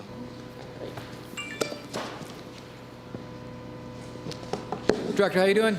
I'm okay. How are you today? I am well. I have 4 ordinances for you. Do you have anything under suspension that's being requested, or just these 4? Just these 4. Just these 4. Okay. I'm going to begin with ordinance number 548, 2021, by Councilmembers Brackatelli and Kelly by departmental request. An emergency ordinance authorizing Director of Economic Development to enter into a grant agreement with the Greater Cleveland Media Development Corporation, doing business as Greater Cleveland Film Commission or its designee, to assist with the general operating expenses of the organization. Director. Thank you. This is our annual contract with the Film Commission. This will cover the period 2020, second half of 21 and first half of 2022. We've worked with the Greater Cleveland Film Commission now for several years. The Film Commission does a lot of good work to promote the bringing of the film industry to Cleveland, as well as working down in Columbus on expansion with the Ohio Motion Picture Tax Credit. In addition to advocating for film opportunities, the Film Commission also works with our workforce development groups through a workforce development programming with CMSD on education and efforts, working with Caramoo House and Galen Academy. Despite the pandemic, almost 600 kids went through their program over the last year. So again, this is our annual contract. There's a new president. I'm going to introduce Bill Murray and Bill Garvey and Bill Murray, Thinking Films. Have to say a few words. Thank you very much. As I transitioned from my production-based job here in Cleveland over the last 13 years, and I've worked with a lot of you on various projects that I've worked here, we intend on building this and bringing more work here to Cleveland to create more jobs and more economic development. Over the last 12 years of the tax incentive, there's been $1.1 billion of studio spend in the state of Ohio, a lot of it up here in Northeast Ohio. And we have to go out and get that. They don't just come without us lobbying for that work to come here. So my job and my studio contacts that I've built over the last decade I'm going to leverage to bring more jobs here and work on workforce development and diversity outreach to build a bigger crew base and more economic impact. Great. So how have you been affected during the pandemic? I was prepping a Lionsgate movie back in March, and that was shut down. And frankly, the business was really affected greatly, like many businesses during the pandemic. But we have also been able to ramp up really quickly. There's a $100 million job filming here right now at this moment, and 2 jobs coming in with production budgets over $50 million in the fall. So it's a really quick industry to come back to life once we rev up from COVID. Thank you. This has been heard and recommended for passage by Committee on Development, Planning, and Sustainability. Councilman Tony Brancatelli. Thank you, Mr. Chairman, and appreciate Bill's efforts. And as we go back a number of years, your production days, fully supported through our committee, and look forward to this going to council. Thank you. Councilman Joe Jones. Mr. Chairman, I'm also in support of this ordinance, but I have a question. Do we do any kind of, do we receive funds from any other sectors or any other cities that go into your organization currently, Mr. Carey? Gary, yes, we do. The county also contributes, and we also fundraise as well. So the county contributes. Do any other cities within the state also contribute? To the Cleveland Film Commission? Not that I know of. Is that? No, not at this point. No further questions, Mr. Chairman. Thank you. Thank you very much. Councilman Mike Polensek. Thank you, Mr. Chairman, my honorable colleagues. I support the legislation. I'm just trying to find out where's the money coming from, the $250? Councilman, this is part of the general fund allocation to economic development, so it's economic development funds. So it comes right out of your department? Correct. Okay, so you have a line item in your budget for this? It's part of the overall funds that we use to fund a variety of different loans and efforts. So. Okay. Okay. Thank you, Mr. Chairman. Yep. Thank you. Anything further on ordinance number 548, 2021? Seeing no questions, comments, ordinance number 548, 2021 stands approved. Please sign. Ordinance number 549, 2021.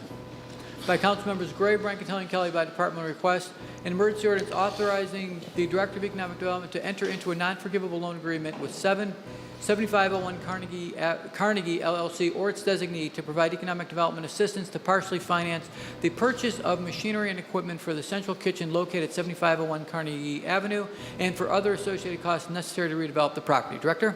Thank you. So this ordinance will help fund the central kitchen. Central Kitchen has been operating now since 2013 and is a business accelerator that really works with our food businesses, really small people, getting them up and going and into a position where they can expand their production, expand their distribution. About 3 dozen businesses have come out of the incubator. Cleveland Kraut is, I think, the biggest one. You may have had some of their food. This is a $436,517 loan funded through our EDA funding allocation, the revolving loan fund allocation that we got from EDA. It will fund equipment for expansion of the capacity of Central Kitchen, a variety of different kitchen equipments and things like that. We're really excited. This is a great program and excited to support them growing. Great. Thank you. This has been heard and recommended for passage by Committee on Development, Planning, and Sustainability. Councilor Brancatelli, anything further on 549? Nothing further, fully supportive. Thank you. Further questions on 549, 2021? Hearing none, ordinance number 549, 2021 stands approved. Here you go, Blaine. Ordinance number 550, 2021, Councilmembers Brancatelli and Kelly by departmental request. An emergency ordinance authorized Director of Economic Development to enter into a grant agreement with the Greater Cleveland Sports Commission or its designee to provide financial assistance to organize and administer programs for the marketing of the City of Cleveland as a venue for sporting events and to actively market the public auditorium as a premier site for hosting major events. Director? Thank you. So this is a $250,000 annual allocation to support the efforts of the Sports Commission. Again, it'll be a fiscal year from second half of 21, first half of 22.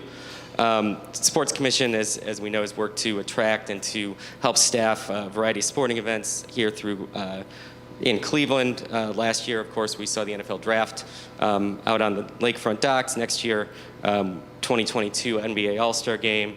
We've got a women's Final Four coming up in 2024. Men's wrestling Division I championships coming up as well. And then in addition to bringing in all these events, Sports Commission works with organizations to help create opportunities for youth and for local residents to help to come in here and as staff that support these events too. Rachel Stensbacher is here from the Sports Commission, and I just asked her to say anything else I forgot. Hello, thanks for having me. David Gilbert sends his regrets. He had a conflict this morning, so unfortunately he's not able to join, but I'm glad to be here to represent the Sports Commission. I've met most of you, I think. We're just very grateful for your support in the past and are hopeful that you'll continue to support the Sports Commission as we move forward. Thank you. I hate to even ask that. Is that a Cubs mask? It is not. My son went to a camp, Camp Woodward, so it says it's a W. No, definitely not a Cubs mask. Absolutely not. I would never come in here with that. Thank you. I would appreciate that. Do you think I'm crazy? That would change the whole conversation. Okay. And I just saw the report that the NFL draft was about a $42 million economic impact. Very excited for the for NBA All-Star Week. That was a long time coming. So no, it's all just great work, and I'm happy to continue to support. This ordinance has also been heard and recommended for passage by Committee on Development, Planning, and Sustainability. Councilman Tony Brancatelli. Thank you, Mr. Chairman, and Mr. Gilbert was at the meeting yesterday, and appreciate his comments, and talked to him and Rachel both about their annual meeting and presentation. Was feel real positive and uplifting about the city being poised as we get out of this pandemic to have a really great year. So we're excited about it, and I think, as I said yesterday, that the NFL draft was a touchdown, and the NBA All-Star Game is going to be a slam dunk. So we're excited about this moving forward. Outstanding. Further questions, comments on 550, 2021? Mr. Chairman. I saw Councilman Joe Jones and Councilman Plensic. Mr. Chairman, certainly I'm in support of the actual legislation and how it promotes and markets the city of Cleveland and helps to bring in various different sporting activities in the city of Cleveland. My question, Mr. Chairman, to the Commission, have we been looking at ways and means to explore how we have various different events in the various different Cleveland wards in the city of Cleveland? If you heard the question. Yes, I think I did. Have we considered various events in different wards and things? Oftentimes the events are really based on the venues that are available and the space requirements that are needed. So we do try to look at a large variety of venue options, but depending on what the event's rights holder needs, sometimes that leads us more toward the center of town. We would be happy to explore additional venues if that is an option. But we do try to provide services within the various wards, whether that be through the city recreation centers and some of the other programming that we do. But sometimes it's difficult to direct major sporting events to the wards based on venue needs. And Mr. Chairman, one of the reasons I asked that, I remember an event that was held out in Cleveland Heights, and I thought it was a very great event. It was a sporting event with skateboards and different types of equipment, and I thought that, you know, if we could start spreading it a little bit around to some of the other communities and neighborhoods, even if that meant that we look at ways and means to see what we could potentially attract to the city of Cleveland and give some kind of excitement of electricity in all of our communities. And I don't know what that would take, but I'm certainly would love to work with you guys, and Mr. Chairman, I'm in full support of the legislation. Thank you. Thank you, Councilman. Councilman Mike Plensic. Thank you, Mr. Chairman. I'm in support of the legislation as well. Just again, the 250 is from general fund? Yes. Same as. Okay, thank you. Councilman, any further questions, comments on ordinance number 550, 2021? Hearing none, ordinance number 550, 2021 stands approved, even with the possible appearance of a Cub. That's black and not blue, right? Correct. Yes. All right, we're good. We'll approve 550, 2021. Thank you so much. Thank you.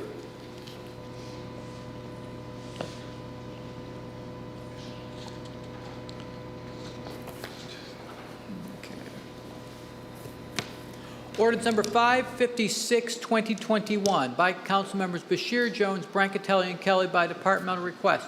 An emergency ordinance authorizing the Director of Economic Development to enter into a tax increment financing agreement with CC Superior Holdings, LLC, and/or its designee to fund eligible project costs or project debt for the development of property at Cross Country Mortgage Services project located between Payne and Superior at East 21st Street and East 22nd Street, to provide for payments to the Cleveland Metropolitan School District and to declare certain improvements to be to real property to be a public purpose. Director? Thank you. So this item ties back to the incentive package that was approved last year for the attraction of Cross Country Mortgage into downtown Cleveland at 21st Street and Superior. Cross Country Mortgage will bring about 400 jobs, about a $30 million payroll into the city. They're moving forward with the development of a multi-phase campus. It's going to be pretty interesting, a mix of uses in addition to the corporate offices. We'll also include some residential pieces as well. So when we had previously gone through with the support for the project, we'd authorized the first part of the TIF, the entering into the chain of title. They finished acquiring the property. We've gone through that effort, and then this is the second piece, which completes the shot and authorizes the TIF agreement for the project. So all told, it'll be about a $34 million investment, and again, about 400 jobs, $30 million payroll coming into the city. Thank you. This has been heard and recommended for passage by Committee on Development, Planning, Sustainability. Councilman Tony Brancatelli, anything on 556, 2021? Just incredibly excited to see the construction going on as that project moves forward. It's going to be a great transformational project for that area. Thank you. Thank you. And this is Councilman Bashir Jones with us. Further questions, comments on 556, 2021? Councilman Brian Casey. Thank you, Mr. President. Mr. President, to the Director, I have a question for Cross Country. Is anybody here from Cross Country? I can communicate that to them. So they're not here today? Correct. Yes. They're not here today? Yes, correct. They're here today? Yeah. Okay, the question is, why 30 years? Sure. A 30-year TIF is the standard length of a TIF that we put together. It's a value of the incentive that was negotiated to bring into the city of Cleveland this investment. And so it was the determination that we made in reaching an agreement with them on, for the length of the incentive for the incentive package. So that was the determination here. And Mr. Chairman, to the Director, did you just say that you have an agreement, because this would be news to me, you have an agreement with Cuyahoga County on TIFs that come through the city of Cleveland? With the company. With the company, with but Cross you don't. Country. But Correct. City of Cleveland, you don't talk to Cuyahoga County or their fiscal or economic development when we authorize TIFs. in the Yeah, city of TIFs Cleveland. are within our jurisdiction. No, I know that, but Correct. I'm just Yes. asking. You don't communicate with Cuyahoga County, do you? Within the routine order of business, like I do, but not specifically pertaining to each TIF. Okay. Correct. All right. That's what I was asking. Do you know, Mr. Chairman, to the Director, currently right now what the taxes would be paid on that property? The property as a whole, I have my chart here. Sorry, I got all my pieces together. The property as a whole pays, it's about a roughly $1 million value for all the properties. So the taxes on that, off the top of my head, it's about $40,000, $50,000 a year, but primarily vacant parking lots and so forth. The value to be created from the project would be about $480,000 to the school district, and then the value foregone, the non-school portion, is about $318,000. Okay, so if I could get this, just so that I understand this, Mr. Sure. Director, currently, for the next 30 years, they'll be paying about $45,000. Yeah, that value stays the same. Right, and that Correct. stays the same. So every year, they'll be paying $45,000 to the school district for property taxes. $45,000 to all taxing jurisdictions. Okay. Then, roughly, our estimate about $480,000 to the school district once the project is completed and that tax is entered into. Okay. And then, Mr. Chairman, to the director, in the economic impact portion of the legislation, the project is expected to generate $508,529 in annual property taxes for the school district upon expiration of the residential tax abatement. So if they're paying $45,000 roughly now for the next 30 years, but then in 30 years, if I'm reading this correct, it will be roughly $508,000, correct? Yep. All right, so if I could take... And that 508 is going to go Right. up from the It's 480 I estimated. gave you. Yeah.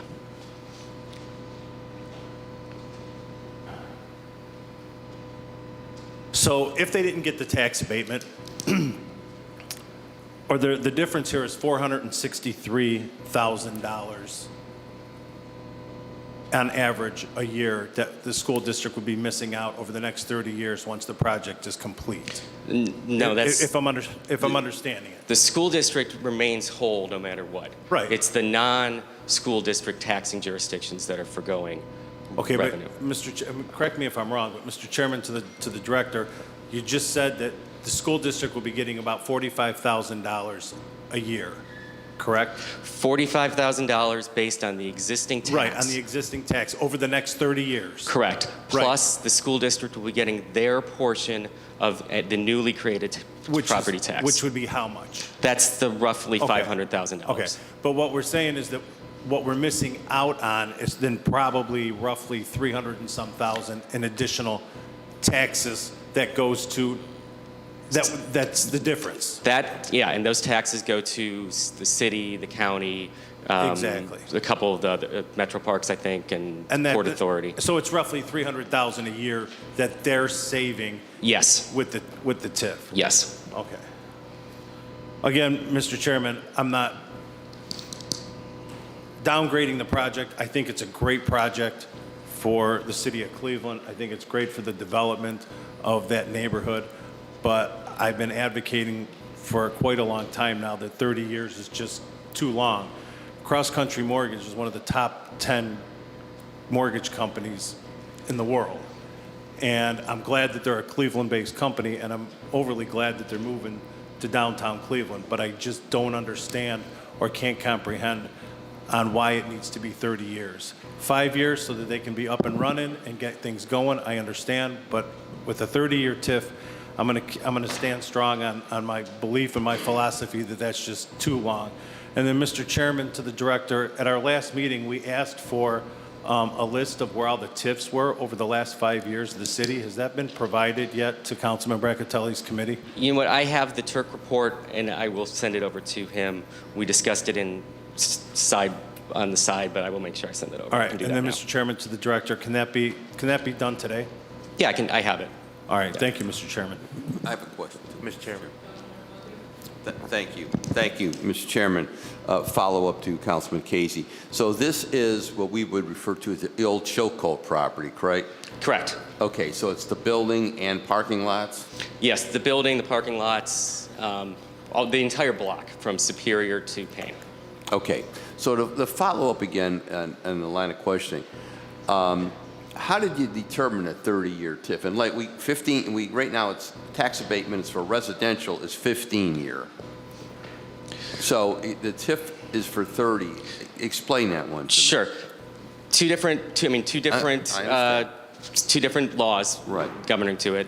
Then the use of the TIF. Ultimately, the use of the TIF is to generate a funding stream. So the foregone tax is a funding stream to support financing that gets put into a project. And so that's why when the TIF ordinance is read, it's to support project costs, project debt. And so you can take that funding stream to market, and whether you use it to change the way that your pro forma looks to your bank that's financing you, or you take it to market as a separate item, and you can use that to generate revenue. It's especially attractive and effective to generate revenue to support a project because it's essentially equivalent to the property tax. So it's higher in priority, in fact, than a financing commitment from cash flow like a typical one. And of the opinion, Mr. Chairman, to the director, that without the 30-year, this project would not happen? Correct. So as we go through and we analyze projects, and we look at the cash flow that's to be generated to justify a project, we get to a funding gap, we do our analysis, and we make the determination as to whether the value is correct and sufficient in order to make the project pencil out. Do you, Mr. Chairman, to the director, do you have any indication based on the request that was made through Councilman Brancatelli's committee as it pertains to TIF, do you have off the top of your head how many 30-year TIFs have been granted? Well, I would say with one or two exceptions, I think every TIF that we've done has been a 30-year term. And so, you know, in general, probably, I would be guessing. I mean, I have the list, but I would be guessing if I just came up with the number. When you supply that Sure. documentation to the chair, if you would have, so we would know, because it's going to give us a better picture, snapshot as to the length and the term of these agreements. Because again, 30-year is a long time.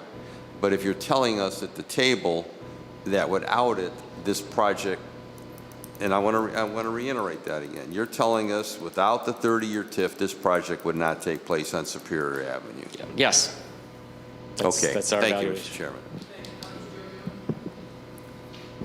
Mr. Chairman, certainly along the same line of questionings on the TIF, and it seems like the director has stated.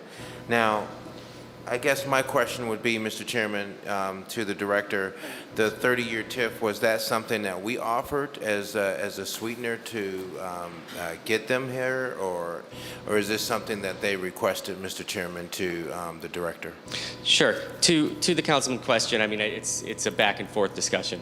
And so to go back in history, I wouldn't have to, you know, who brings it up first, I couldn't tell you. But, you know, we talked through the project, we looked at the numbers, we reached this determination, and we made this offer, which then we went through our usual approval process to the point we are today. So Mr. Chairman, to the director, the city has full authority to give a 15-year TIF as an example versus a 30-year TIF? TIFs can be up to 30 years. We can define it at any point. They're up to that point. I see. And Mr. Chairman, to the director, looking at the particular deal that we have before us right now, what is, you talked about the attraction of growing the company with over 400 jobs. How many jobs are we know for certain that they're going to bring on the site once they're up and running? Sure. So that commitment is 400 jobs for the project. We think there's a lot of upside. Certainly, it's a growing company, and so you know, I think as we look over the evaluation over the 5, 10, 30-year window, I think there's a lot of potential for growth, and we've seen in Quicken Loans, as they've located downtown, that they've continued to expand, and I think, you know, Cross Country Mortgage is a peer and is growing just as quickly, if not quicker. So, you know, 400 jobs with a lot of upside to it. So right now, currently, when they open up their shop with everything as planned, they will have 400 jobs in that operation. Is that correct, Mr.? Is that what I'm hearing you say? It's a 5-year window to get to the 400, but they're bringing. I don't have it right in front of me, but the amount that they're currently bringing down is over 3. So they have by at least roughly 300 employees that they will be bringing to the current operation at this point, and then maybe another 100 jobs over the course of 5 years. Yes. Is there a projection to increase past that number of 400 jobs? Not a formal projection. We do an evaluation on a 5-year projection, but just again, like I said, I think there's a lot of upside here. Right, and the only reason why I asked that, Mr. Chairman, because of how the wording is. It says attraction of a growing company with over 400 jobs. So it gives it's implying that, you know, we're going to have over 400 jobs today. So, but given the clarification that on the issue, what is the current payroll taxes to the city of Cleveland? 0. Projections. It's all new jobs to Cleveland. I see. So over the space of 30 years, will there be any payroll taxes coming to the city of Cleveland? Yes, the entirety. And do we have a projection, Mr. Chairman, to the director of what the payroll taxes would be and when they would start? Sure. So we've got a $30 million payroll. Yeah, that's roughly $750,000 a year. Starting in year 5. So times 25 is 7.5, 15, 18, some million. You'll have some numbers before that. So upwards of $20 million over the 30-year window. No further questions, Mr. Chairman, to the Thank director. you, Councilman. Councilman Brian Mooney? Thank you, Mr. Chairman. Yes. All right. Mr. Chairman, there's two components to this. One is the headquarters, one is the multifamily housing. What type of multifamily housing is this? Is this going to be condominiums or strictly private? Apartments. Okay. So tax abatement. So nobody's going to be purchasing these. These are going to be all rentals. That's the plan. Okay, so the landlord will enjoy the tax abatement associated with it. But I know it's a 30-year TIF, but is there different time periods for the residential portion and the headquarters? Like, are they, is it 30 years for the residential and 30 years? TIFs. So yes, it is 30 years for both. It applies to the entirety of the property. The TIFs start the tax year after we pass the ordinance. So we pass the ordinance today. We're in tax year. The base value is tax year 20, which we pay in 21. So the first value will be then going forward from there. So, but it won't start like in 2025 and then be 30 years. So it starts next year and then goes 30 years. It's 30 years for residential and Yes. Yes. All right, thank you. That's all, Mr. Chair. Thank you, Councilman. And anything further on 556? Councilman Brian Casey had a follow-up comment. If there's nothing further. Thank you, Mr. President. Mr. Chairman, to the director, has this property been purchased already? Yes. And has the groundbreaking already occurred? Yes. Okay. And so this project is moving forward up to today without the TIF, correct? Correct. Yes. Okay. I mean, the project's moving forward. They did need to purchase the property because they needed to purchase the property to enter into the chain of title to the property. So that's not atypical. Okay, so yes. the project is already underway. Correct. Right. And then you indicated somebody from cross country is here today? Or is it just you Just me. representing? Just You're me. just representing Yep. them. Okay, thank you, Mr. Chairman. Thank you. If there is nothing further, ordinance number 55621 stands approved. Please sign. I think that's everything for you, Director. Thank you. Thank you. We'll move to capital projects.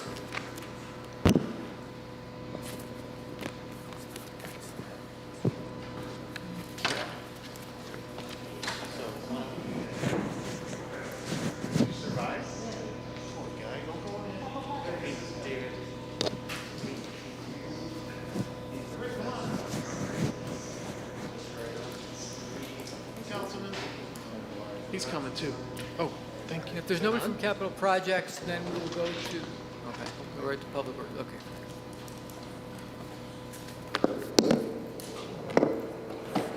Director, how you doing? Good. Very good. You have 4 ordinances for consideration. Is that accurate? I got to get used to this whole thing. Okay. Yeah, we have 4 Do you have a- ordinance. do you have a and then- request for And then there's suspension? 2 we have for passage. Okay, let me get those out. There's, yeah, I have a seat there. Oh, get Commissioner DeRosa. He needs to come in too.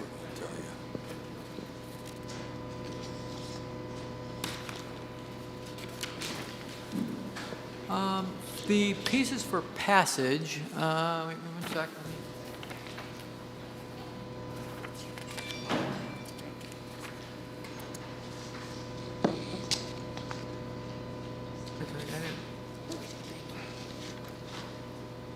I'm sorry, let me, Yeah, the passage pieces were Frankfurt Avenue and. okay. And what's the second one? Yeah, Flats East Bank. encroachment. Okay. Franklin have- Avenue and do I have those? downtown Cleveland Alliance encroachment. Okay, got him now, got him now. Yeah. Okay, let's go with the original four, then we'll do the for passage. Okay, beginning with ordinance number 29821, council members Spencer, McCormick, Bishop, Brancatelli, and Kelly by departmental request.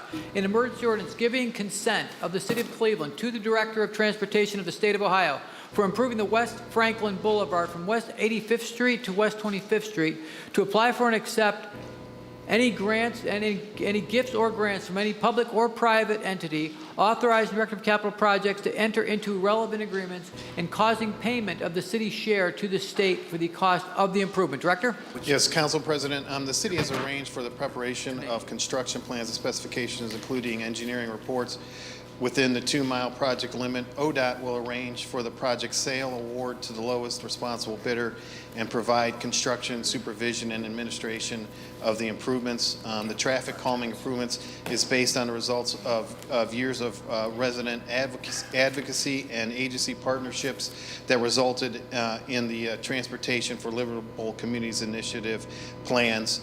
The Complete and Green Street improvements include recycled asphalt, resurfacing, West 85th intersection realignment, removal of signals, and installation of mini roundabouts at West 74th, 58th, 54th, 50th, 48th, and 45th and 38th Streets, curb ramps, high visibility crosswalks, rapid flashing, pedestrian crossing beacons, curb extensions, and new pavement markings and signage plans are also part of the improvement. The estimated cost of this improvement is $3,286,800. Those funding sources are $2,629,440 from NOACA Pavement Preservation Program, and then the City of Cleveland's local share is $650,360 for this project. Construction is currently scheduled to start in April of 2022. Thank you. And this project... And this is in Councilwoman Spencer's and Councilman McCormick's wards. Right, I get that.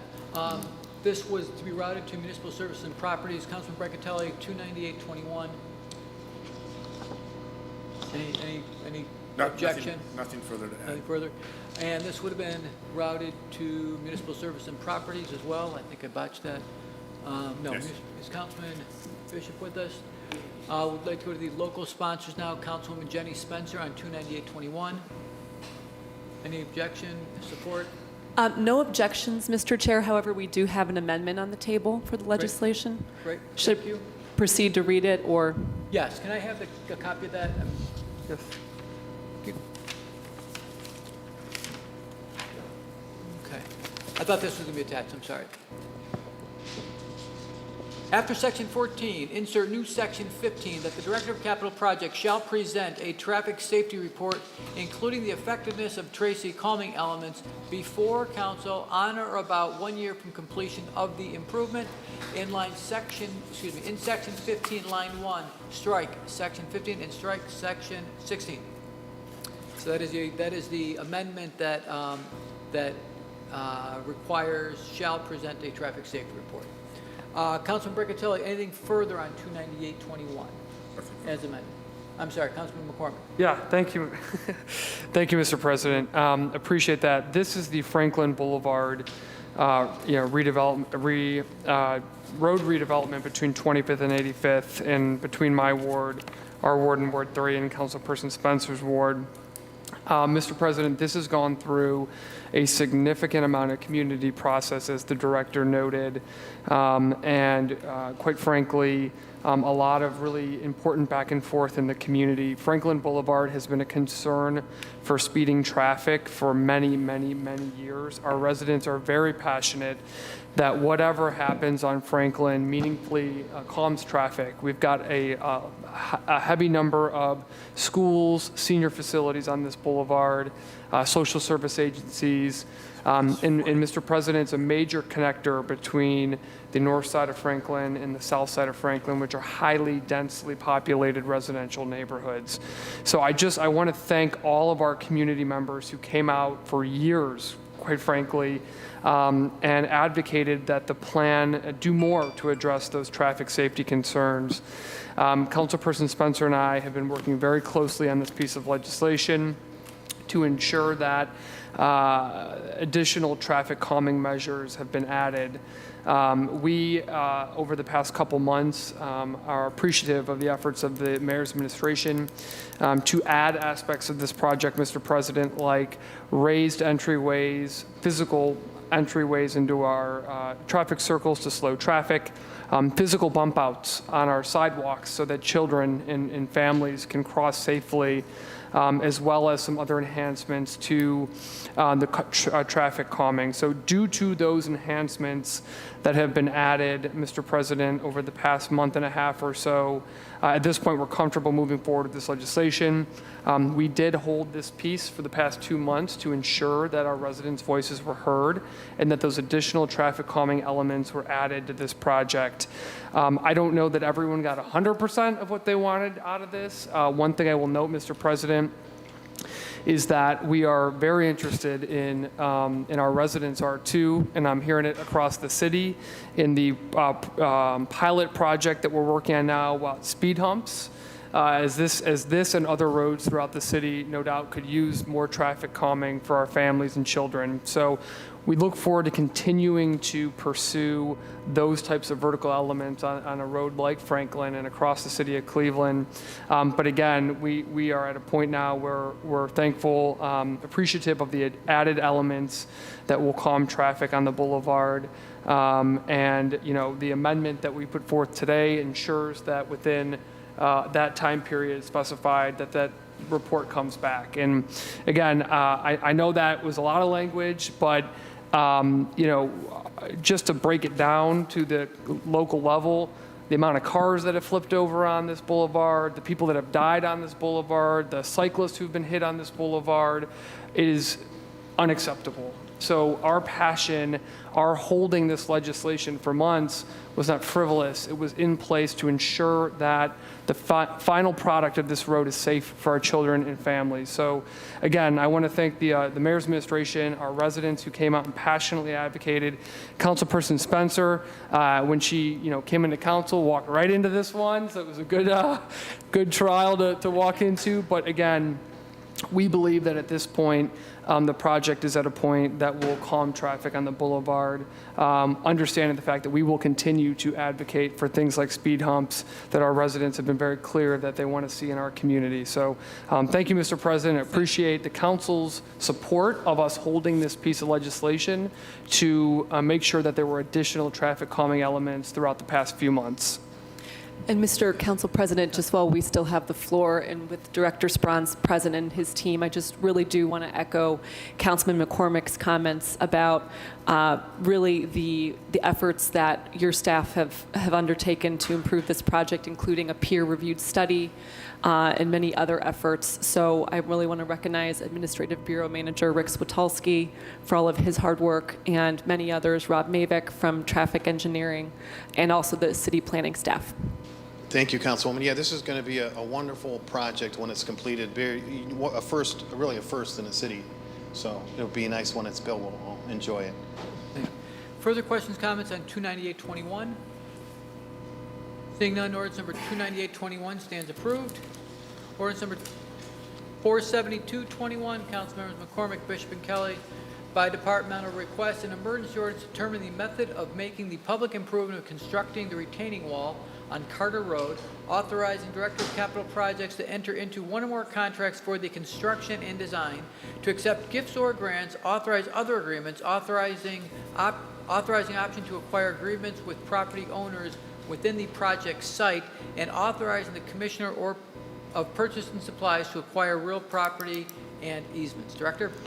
Yes, Council President. A retaining wall approximately 550 feet long will be constructed along the Cuyahoga River to stabilize the slope and protect public infrastructure, including Carter Road, Metro Parks Lake Link Trail, and the 60-inch Northeast Ohio Regional Sewer Interceptor Sewer. The slope between the wall and the trail will be made less steep and will be revegetated. A boardwalk and trail connection will be coordinated with the adjoining development to enhance public access to the Cuyahoga River at this location and to the adjoining trail system. The estimated cost for this retaining wall is $6,500,000. Funding sources are being developed through federal and state grants, and those are pending at this time. And then there will also be City of Cleveland road and bridge bonds and utility bond funds that will be cobbled together for this improvement.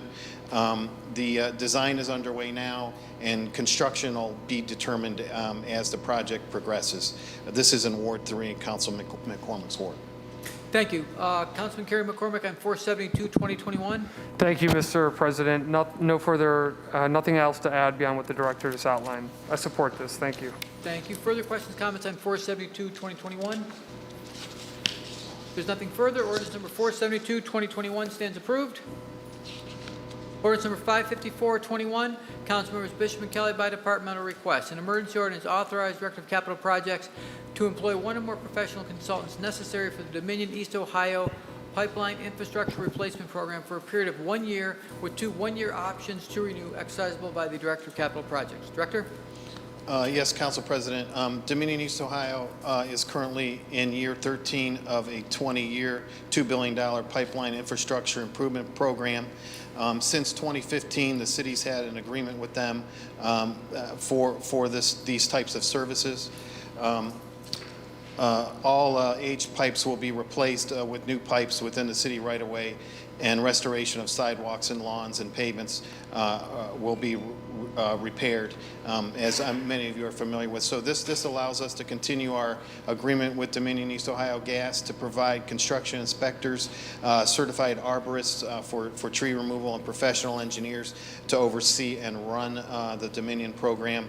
As I stated, Dominion East Ohio will fully fund all these costs and have been since 2015 for this program. And for that, we ask your consideration. Thank you. So this is no dollars out for us? Excuse no me? dollars out of the city for this? No, one? there's no cost to the city of Cleveland for this. Thank you. Councilman Joe Jones? Thank you, Mr. Chairman. Certainly, any improvements, in the city of Cleveland, especially what we've been observing in our community with new sidewalks and stuff like that, is certainly an upgrade in our neighborhoods. But one of the things, Mr. Chairman, I want to bring out to the director's attention that's really important. Since there has been a lot of work that has been performed in the Kinsman area, one of the things that we're seeing is that the contractors are not communicating with the residents as relates to if they need to turn water off, if they are going to tear up their sidewalks and they are unable to get into their driveways. There's no advanced communications of this, and it's just a sense of common courtesy and respect of homeowners and property that Dominion East Ohio Gas Company does a better job than that. In the past, Mr. Chairman, to the director, whenever projects were going to be slated for any neighborhood when it came to independent operations such as Dominion East Ohio Gas Company, there's always been a meeting with the council person and the community that would be impacted, and having a person who would be the supervisor overseeing the project will be responsible for communications to the council person as well as the citizens as relates to any potential inconveniences that would that the citizens would have to incur. So, Mr. Chairman, to the director, that hasn't taken place in my neighborhood since they've been working on the project. So I've had to do a lot of troubleshooting, going to people's homes, dealing with Dominion East Ohio Gas Company, and not having any kind of connection to any of the supervisors here in the city of Cleveland to assist and troubleshoot that process. What concept and ideals, as we look to move forward with completing of this program, how do we move forward with a better relationship with Dominion East Ohio Gas Company would be my question, Mr. Chairman, to the director. Sure, through Chairman Kelly to Councilman Jones. We'd be glad to meet with you. Dominion typically does a very good job in the city managing these programs, but I think probably the best next step is for us and you to meet with the Dominion project managers and go through the, what some of these issues you have, and then get those cleaned up quickly. Do you have anything you want to add, Rick? Rick may have something you want to add. To the council president and the council member, I think Director hit it on the head. We'd like to meet with you about this. We typically, before a DO project begins, there is a public notice put out that's on the website and supposed to go to council members. So that will give the contact person. And prior to them starting jobs, they always put door hangers on everyone's door, and I think they even have a robocalls coming trying to alert people. But if that's not enough, certainly want to meet with you and find out what else we can do with them. And Mr. Chairman, too, Mr. Swistowski, that would be very helpful. It's really something else when you come into a neighborhood and the citizens feel disrespected. They didn't know the water, and in this particular instance, they didn't know that the water would be shut off. And while they're preparing to go to work, all of a sudden the water's turned off. One man was in the shower when that happened, and he came out and said, "Hey, you shut the water off," to one of the contractors. Well, the contractor laughed at him. And so that didn't do nothing but just make the situation a little bit more, worse when it came to the homeowner calling my office. That's just not acceptable. That's correct. So, and I could go on with other issues dealing with the contractors on the site. So, what you're saying sounds good, but it's not being applied in my neighborhood. As sort of, we're here doing you a kind of a favor kind of attitude from the contractors and the company, and they're not doing any favors. They're serving their customers, and they should treat them with certain proper respect and dignity that's due them, as they would treat citizens who live in Beechwood or in other communities.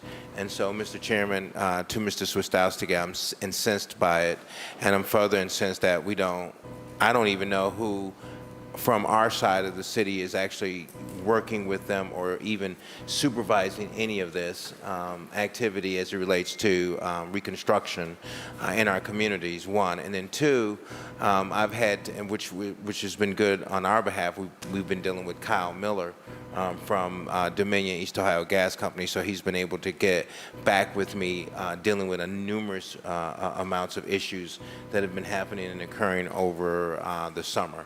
So I certainly look forward to sitting down with you, and I would like to see, instead of notices sent out before work is done in the neighborhood, we have community forums on that where we invite the citizens in so they can have a better understanding of what's actually going to take place in the weeks, months ahead as it relates to reconstruction of replacing gas lines in our community.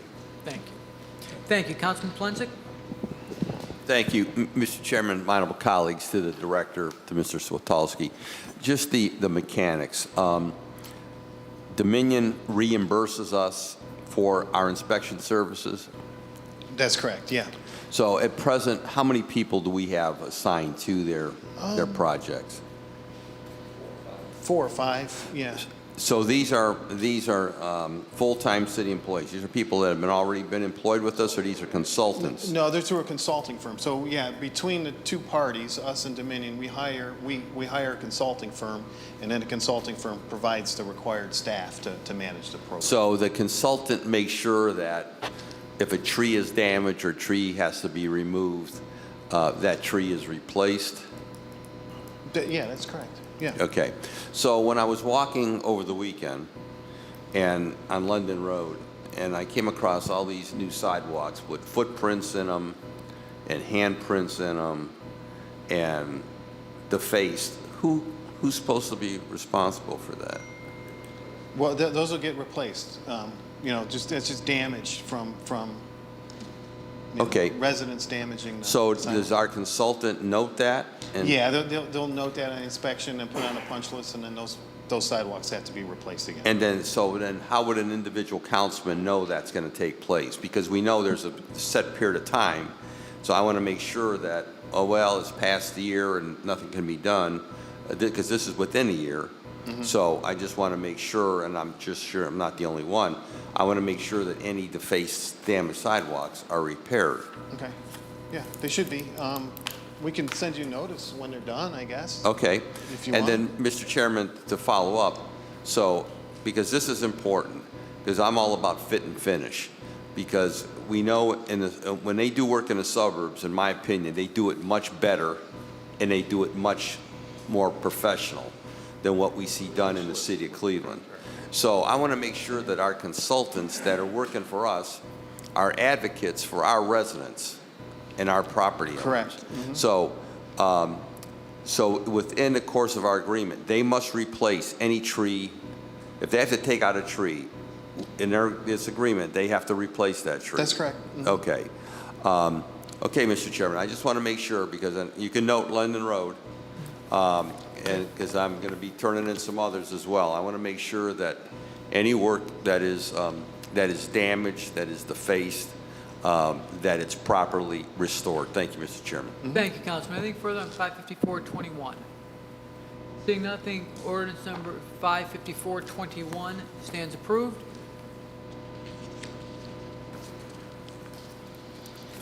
Ordinance number 55521, Councilmembers Conwell, Bishop, and Kelly by departmental request. An emergency ordinance authorizing Director of Capital Projects to make alterations and modification to contract number PI 2019-57 with Varda Brother Construction, Inc. for rehabilitating East 105th Street from East Boulevard to Green Lawn Avenue. Director? Yes, Mr. Chairman, yeah, East 105th Street from East Boulevard to Green Lawn Avenue is approximately 1.2 miles of pavement repairs and resurfacing, and that has been under construction, as you know, for some time. This modification provides financing for additional pavement base repairs required as an unforeseen condition of extensive concrete base failure over the planned quantity that were in the contract documents. The concrete base deterioration was discovered after removal of the existing asphalt surface course and was noted and needed to extend the design life of the pavement. So the additional cost for the project is $800,000, and this is in Councilman Conwell's ward. Thank you. Councilman Conwell on 555-2021? Stepped out. Okay, yes. I'm sorry. Anything further on ordinance number 555-2021? Hearing nothing, ordinance number 555-2021 stands approved. We have two requests for passage. First is ordinance number 712-2021 by Councilmember McCormick. An emergency ordinance authorized Director of Capital Projects to issue a permit to Downtown Cleveland Alliance to encroach onto property that is owned by the City of Cleveland, known as the Boardwalk, along Flats East Bank. Director? Or, I'm sorry, Commissioner? Hello, Council President. Today we have an encroachment permit that we've been working on with Downtown Cleveland Alliance. They received a $500,000 capital allocation grant from the state's Ohio Facilities Commission, and part of that grant would be to construct a permanent stage at Flats East Bank, which would be along the Boardwalk and Old River Road. And to accomplish this, they would need an encroachment permit from the city.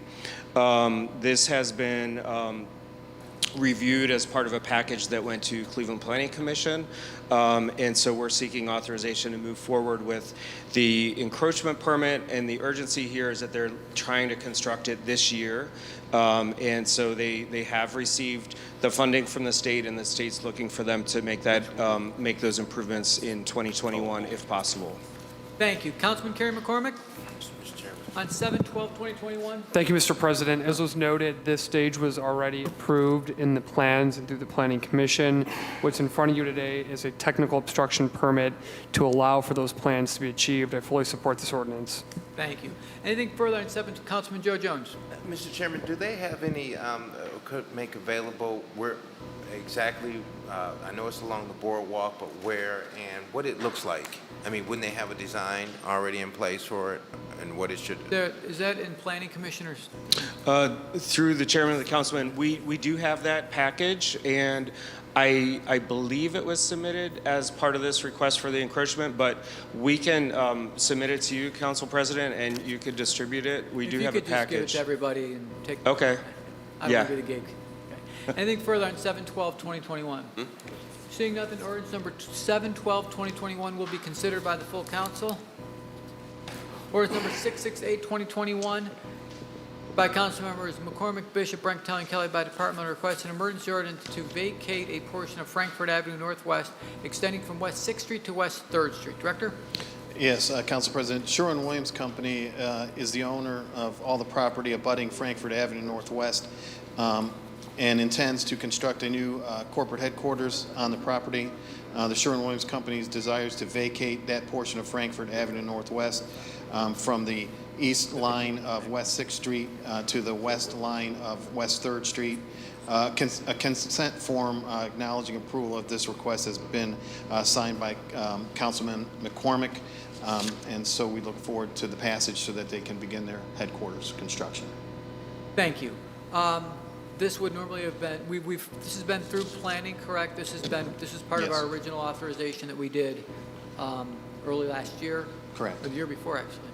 And this is just, and we did a resolution support, and this is the ordinance that is this is the ordinance that makes the vacation of official pursuant to the resolution we passed. That's correct. Okay. So I'm just going to go sponsor by sponsor. Councilman Kerry McCormick on 668. Thank you, Mr. President. This is a part of the Sherwin-Williams new global headquarters in downtown Cleveland. I support this resolution. I just want to note for the record that there's been a robust conversation within the planning and design review as well in the community about ensuring that Frankfurt is open to the public for access from a pedestrian cycle perspective, that the road after, or the right-of-way after completion enhances not only their global headquarters, but as well as the community as a connector from West 3rd into the warehouse district. These are all ongoing conversations with the design process, but I just want to note on record that it is my expectation that those design standards will be met in correlation with this street vacation. I think the vacation makes sense in the overall context of their new headquarters, but ensuring that it is open and friendly to the public and a connector into the warehouse district are critical pieces of this design. Thank you. Thank you, Councilman. Councilman Brancatelli, anything on 668/2021? Fully supportive. Thank you. Anything further on ordinance number 668/2021? Ordinance number 668/2021 will be considered by the full council. Thank you. I believe that concludes capital projects. Okay, we're moving to Public Works.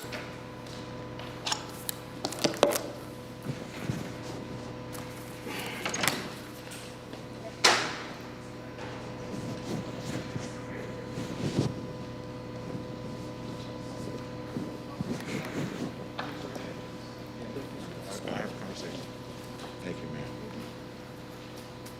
Look at you. Look at you. Thank you.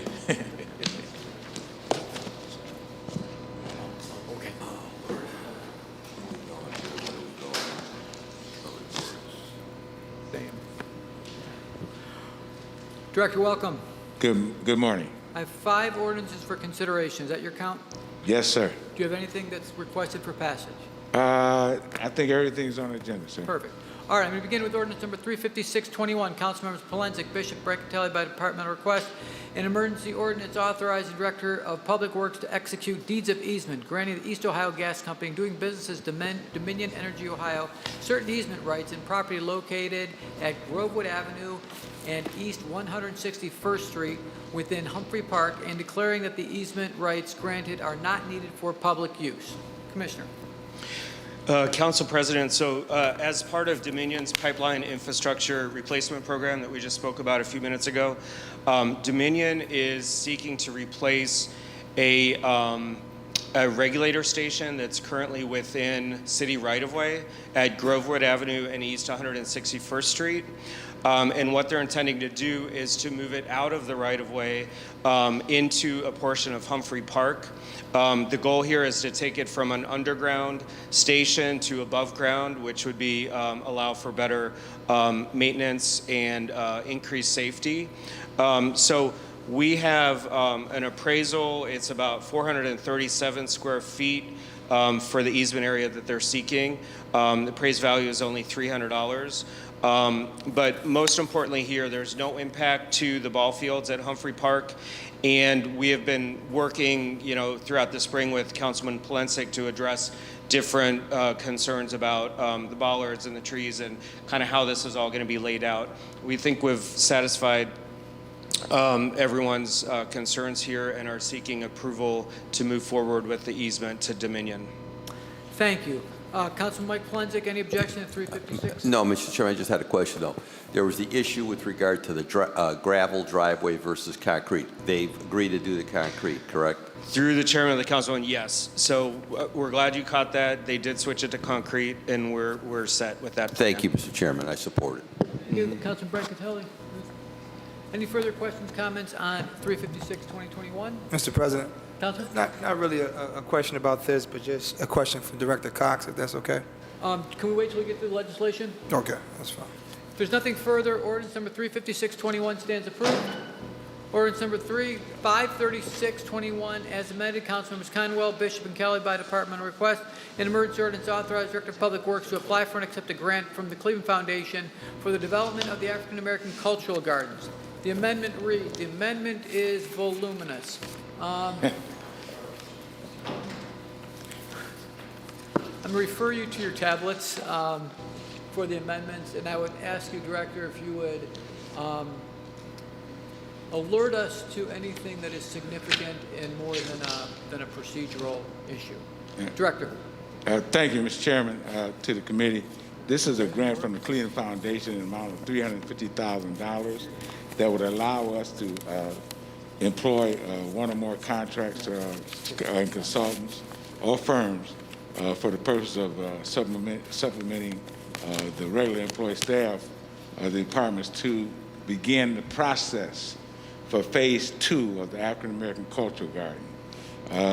The Phase 2 design that was presented some time ago was in the amount of some $883,000. This would allow us to engage those consultants and also to do increased engagement with taxes such as naming rights and crowdfunding and managed administration coordination of necessary permits and approvals. Director? Yes, sir. Could you please either put the mic right up or take your mask down just while you're speaking? I'm going to take my mask down because There I we know go. everybody in here is vaccinated. Thank Right, so I'll take my mask down.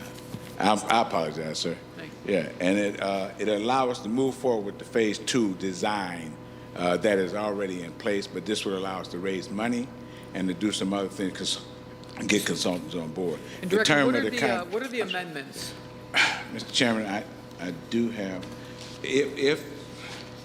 and I just talked to someone from law who had these amendments. If I can read, there's a document that they gave me. Yeah. Right? If you want me to read this, number one, just the Well, no, first. we have it. I guess my suggestion is any time that the amendments like more than quadruple the Yes. original text, maybe we just rewrite Because it. I think it's to accept and expend. Right. Because I don't think the original ordinance talked about expending. It just talked about accepting. So this is what allow us to expend those funds to hire consultants and to do those things, marketing things that we talked about doing. That is fine. I just here's the original ordinance. Yes, sir. Yes, sir. And then they came back. Yeah. They gave me all these These are the amendments. amendments. So, Yes, sir. But again, it's just to accept and expend. And Mr. Chairman, we don't even have the amendments on our tablets. Is that correct? Do we not have the amendments on our tablet? Don't have? So I can't even I'm see gonna- it. Director, what would happen if this came to us September 20th? Nothing would happen. We just want to make sure that we can get this fund sent over from so we can put it in, start the process of the African American Culture Garden Phase 2. I'm pretty sure there's not going to be any objection. I can't speak for everybody, but this is a lot of text that we don't have on our tablets in front of us. And that's why I was kind of surprised. That's fine, Mr. Chairman. Is if you want. September 20th okay? Yes, sir. And then I can get law to put Okay, everything yeah. into. Yeah, because Okay. Councilman McCormick? Thank you, Mr. President. And I'm fine with that if that doesn't affect the timeline. I just wanted to note, Mr. President, that this is one of the most prominent gardens plots in the cultural gardens, and I'm just curious. Obviously, the African American community is probably the most important community in Cleveland from a cultural and historical perspective. So, why has it taken so many years to get this thing finished? I mean, is there a funding gap that the city can complete? I mean, I love the cultural gardens, but I walk by this garden and we should prioritize getting this thing done. So, Mr. Chair, to the director, where are we at on, do we have a funding gap? How do we get the African American cultural gardens over the finish line? Mr. Chairman, to the councilman, yes, you're absolutely right. There's a funding gap. This garden had a total price tag with build out about $3 million. Mm-hmm. It was a beautiful design. It's gorgeous, yeah. It's gorgeous. The first part is gorgeous. So there is a funding gap that's there. All of the gardens, most of the gardens have to get their own funding sources, and they gather that through marketing and selling naming rights. So this garden has had struggles for the last 20 years. I've been involved in it. I think even Councilman Griffin has been involved in trying to get this garden up there. This will help us with that gap to start going out raising money, and also to get some consultants on board to help the design. Chair to the director, what is the gap at this point for this cultural garden? Mr. Chairman, to the second phase only is $800,000. There's $800,000. There are 3 phases to this garden, yes. And second phase, after second phase, is it complete or? No, sir. There would be a third phase that would complete. Got it. Okay. Chair, I'll finish. I just wanted to note that I think that, again, this is a critically important cultural gem for the gardens, and maybe we should take a more proactive effort in getting the funding in place for this garden. It's been 20 years, as the director noted. Let's get this thing done. Thank you, Mr. Chair. Thank you. Councilman Joe Jones? And Mr. Chairman, I echo the comments of my colleague Kerry McCormick on the significance and the importance of this garden, and just how long it has taken us to piecemeal the process over a space of more than 25, 30 years. I know that maybe the city touched it 20 years, but it's something that has been talked about for quite some time. And so I just want to thank also the Cleveland Foundation for making available this grant that we have before us. And Mr. Chairman, to the director, I have no unreadiness in making sure that we receive all the funds necessary to complete this project. And I hear that it's on the second phase. It would be good to know, Mr. Chairman, to the director, how much is the total cost to complete the project. Thank you, Mr. President. Thank you, Councilman. Councilman Bashir Jones. Thank you so much, Mr. President. Just a couple years ago, we gave $25,000 from CDBG dollars towards it. And for the council members here, you can give money towards it. I gave $25,000. President Ewing over there with the African American Cultural Garden. So even though it's not something that may not be in your neighborhood, as Kerry said, is very important to our city. So every council person, I would urge you to just give a couple dollars, and I think it will go a long way. So, thank you.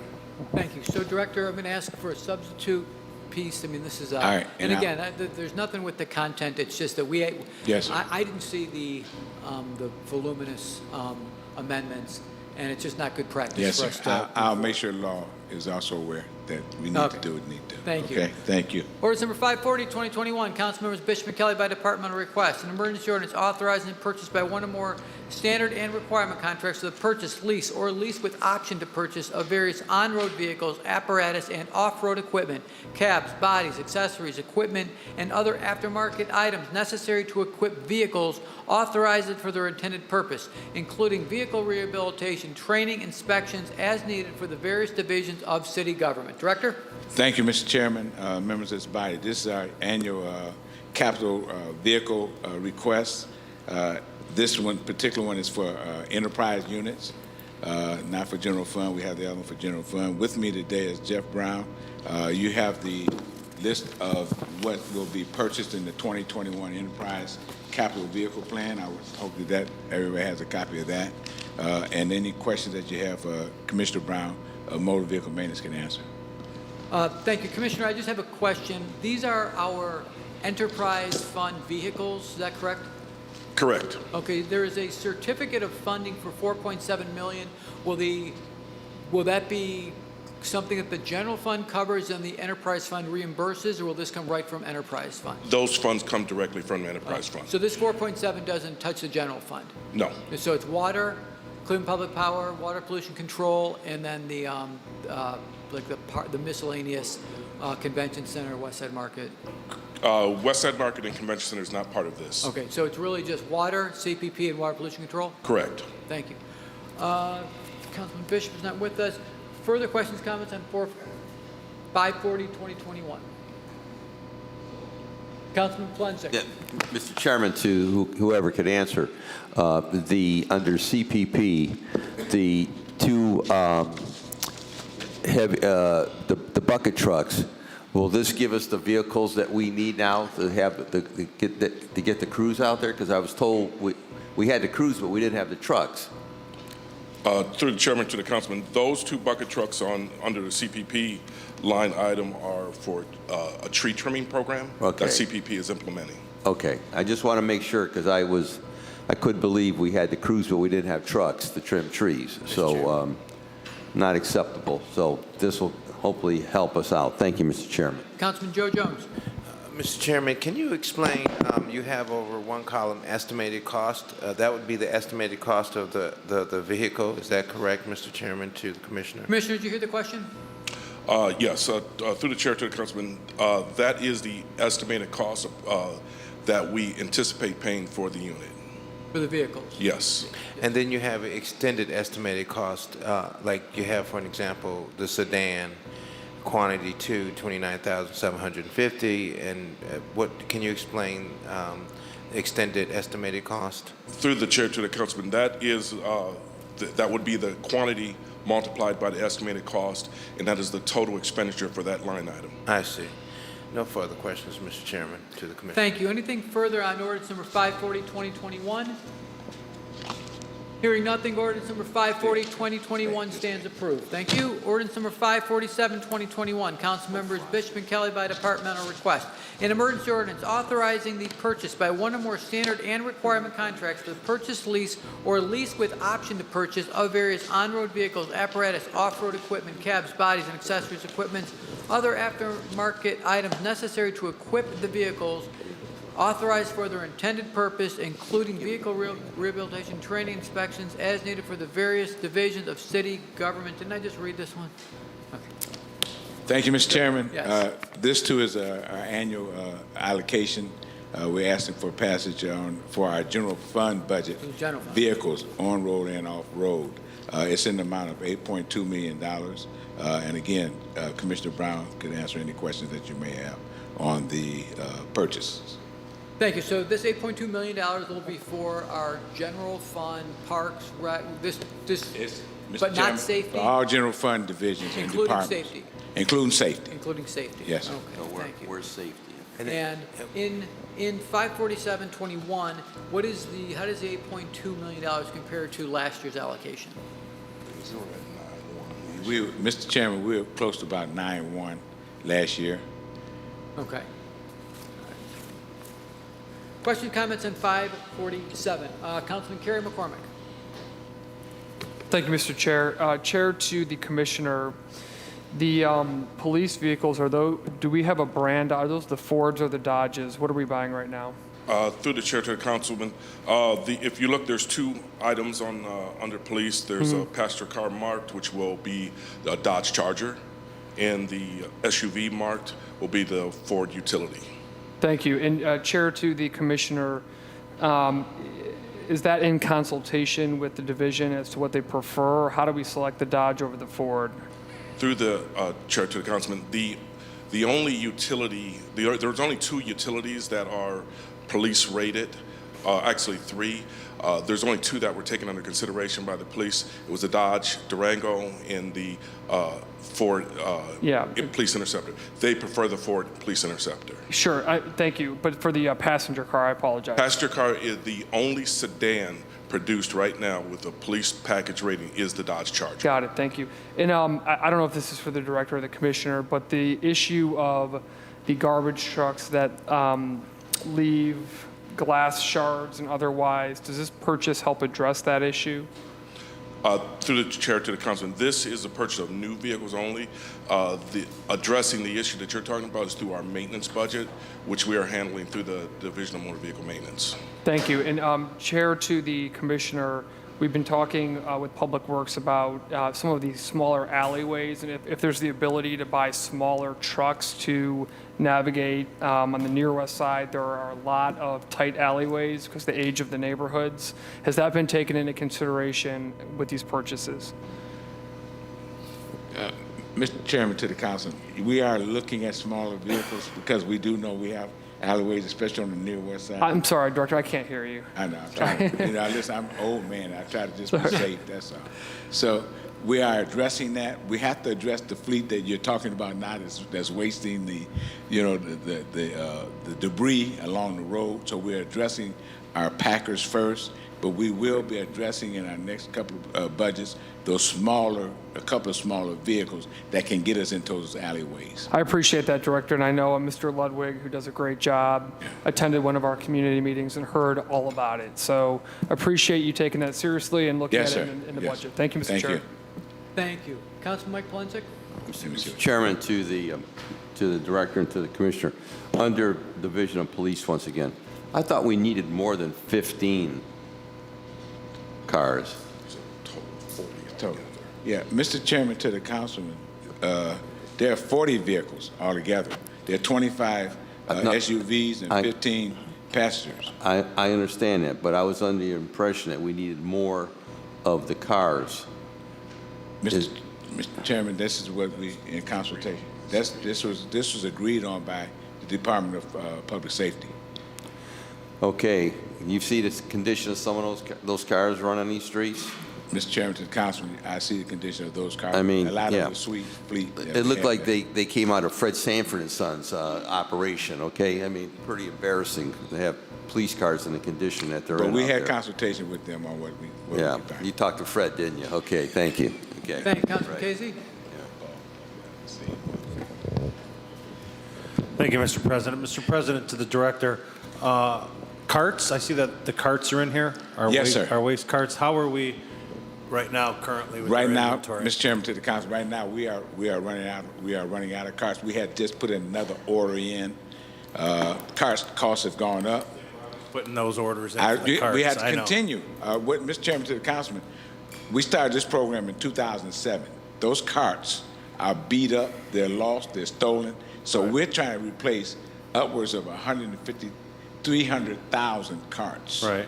So we are in a process of trying to get all those carts, and every year we put money together to get these carts, and every year people call and we have to replace them. So we're replacing them. We're down right now to about a two-week delay because our new carts are coming in. We ordered those maybe a couple of weeks ago, but again, they have to be manufactured, and we have to bring them in. All right, and then, Mr. Chairman, to the director, it just gives a miscellaneous quantity here. How many? Yes, sir. How many carts? How many carts will 155,000 get us? It's about, Mr. Chairman, that's about 2,500. The carts have gone up. Right. The price of the carts have gone up because the material costs have gone up. So this. Yeah. So out of our last order that we received, we had 4,000. This order that we just ordered is about 3,500. So this will give us, as the carts go up and the material prices go up, with all materials. But this 155,000 will get us about 2,500. About 2,500 additional carts. Thank you, Mr. Chairman. Councilman Brian Mooney? Thank you, Mr. Chairman. I'm looking at the splits. We would at least acknowledge that this list of vehicles is based on what the city before needs. That's, Mr. Chairman, to the council, that's correct. Okay, and I'm just looking at this. We just started having a discussion today about the one the city's receiving. And from what I've read, it is permissible for the city to spend money on ambulances, not fire trucks, none of these other vehicles, as far as I know. But we can use that recovery money to purchase ambulances. Are you aware of that? Mr. Chairman, to the councilman, I'm not involved in that stimulus money. Understanding what it would be spent on, I think that the the director of finance is working that process? Yeah, but I guess to my point, and I just want to spoil this briefly, just coincidentally, today, I know this was, legislation was drawn up prior to this, but any monies, the money that we're getting from the federal government is limited. You know, we discussed it, it's more limited than we'd like, but the general funding money is much more leeway. So have we explored maybe using some of this recovery money to pay for the ambulances here, to free up additional general revenue, to instead we could buy more police vehicles, more fire trucks, or just anything else we want to do? Mr. Chairman, to the councilman, Mr. Chairman, to the councilman, that is a conversation that we think we need to have with the finance director, not with me. Yeah, I know, but I'm not in part of the conversation about the expenditure of the stimulus dollars. So I just, if that's one of the things that council wants to do, that I think that conversation should better be. I agree, because I just got a list of the ambulances yesterday. Yes. It came up, and so I asked the care unit to give me the list through public records requests. It appears that 17 of our ambulances have over 300,000 miles on them. And in addition, they're rated in poor condition, in addition to which only 2 of our entire fleet have power lift, which means the EMS workers have to manually lift people into the ambulance, which really, that means we have the worst ambulances in the county because all the suburbs have it. So maybe that's something we should look at, but it just struck me looking at this today that if we're spending money in ambulances from the general revenue fund, that maybe we should have thought about using the Recovery Act money so to free up this money to do anything else we want to do, since we're so limited with what we can do with the recovery money. That's just a comment. So, I mean, I think what you're saying, Councilman, correct me if I'm wrong, is that with Recovery Act dollars, we can offset some of what we would otherwise have to spend in vehicles because it would fall as an eligible expense. I guess, yeah, what I'm saying is we could use that monies to buy these ambulances. Right, and offset which would free up the general revenue to use for any other purpose because it's limited. So that now that I see this as an opportunity, this isn't the proper form to have an opportunity where there should be 2 or 14 ambulances. I'm not saying that. But maybe we should consider, instead of using general revenue, using the funds we just received to pay for these ambulances, since this general revenue fund is more flexible and it would free it up for other purposes. That's my point. Okay, no, I hear you, and I think that if we authorize it, doesn't mean we have to spend it if we're able to meet that expenditure another. I'm sorry? If we authorize it, it doesn't mean we have to spend it, but we can, if other funds become available. So if we pass this today, is there going to be discussions about maybe not expending the funds for this, for the ambulances? Well, I think we'll have a larger discussion on the parameters of spending the Recovery Act dollars, and this can be one of them. Right, but is this going to go forward to purchase the ambulances today with general revenue if we approve it? That's my question. Yes. So you're saying it's too late to? No, I'm saying that what we do, if this is approved, if we are able to find another source of paying for this, there's nothing that would require that this be spent. But, well, when do you plan to expend the funds on the Well, ambulances? let's strike that. Forget everything I said. Director? Yeah.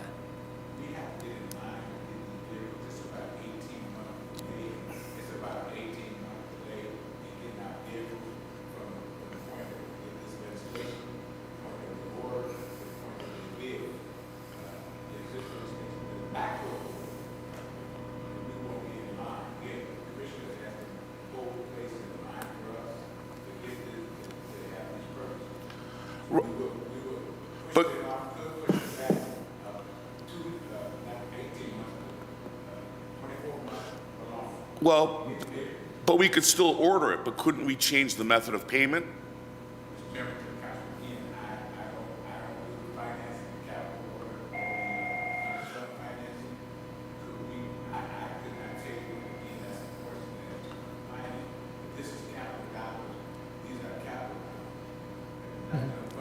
Right. Well, I'm not saying the urgency. I just didn't know if we went forward today, if it would be possible to change the funding source, since it doesn't sound like we're going to pay for these for at least another year. So I guess that's more of a question for Ms. Dumas, correct? Okay. All right, thank you. Thank you. Anything further on 547, 2021, Councilman Charles Schleif. Thank you, Mr. Chair. To go back to Councilman Casey's questions about the carts, pause for a second. Director, what is the plan for the blue recycling cans that may get collected in 90 days if people don't opt in? Will those be put back out? It seems we have this constant issue where we're behind or we're on back order for black cans, but we're going to suddenly get a surplus of unused blue cans in our inventory. Mr. Chairman, to the councilman, there's a plan to collect all of the blue cans and redistribute them to the people that opt in, and it could keep the others. So we have about 300,000 of the blue cans out on the street now. And so it is part of our plan is to get those cans off the street when we do the opt-in and we start our recycling project back together and reuse them.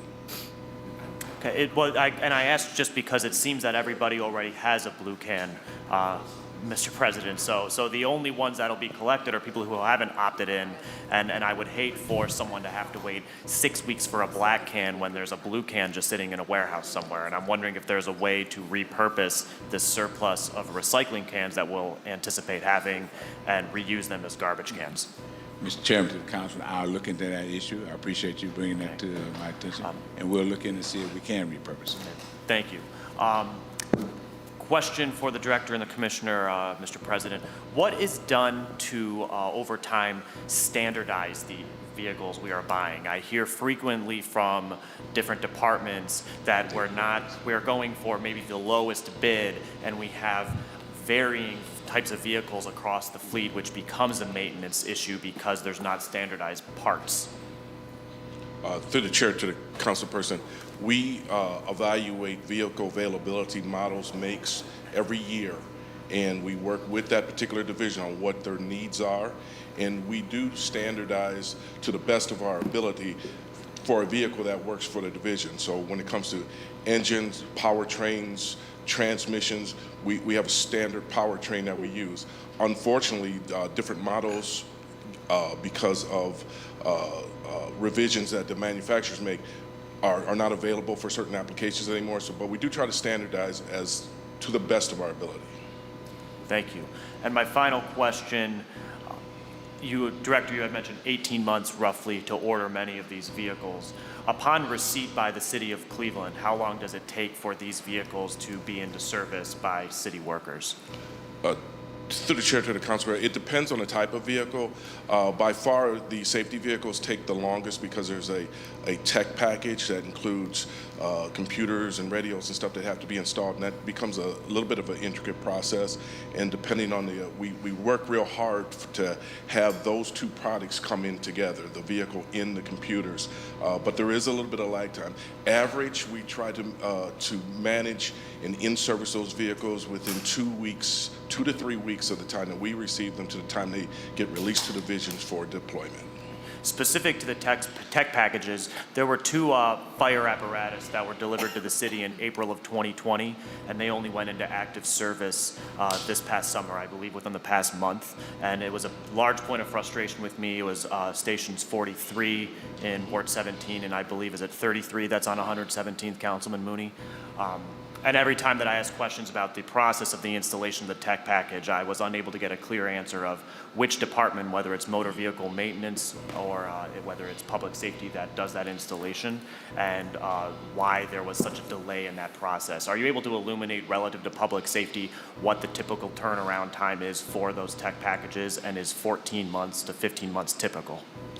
Through the chair to the council person, those 2 particular vehicles were a situation that was not the norm. Those vehicles were purchased in the funding source for those vehicles because there was a significant price increase. The funding for those 2 vehicles, we did not have enough funding in that line item to add the tech packages in. So what we did, we ordered the vehicles and we ordered the tech packages through a different funding source. Unfortunately, that was right around the time that the COVID issue hit. City Hall was shut down. There were a number of issues that delayed the delivery of that product. There was unavailable of tough books. There was unavailable of modems. And so between the process of getting the PO in place and the vendor actually being able to deliver the parts to the city of Cleveland, that's where that duration came at.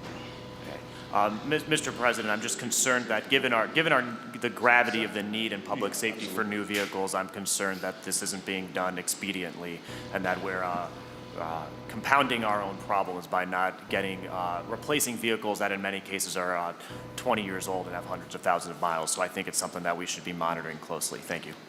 Thank you. Anything further on 547, 2021?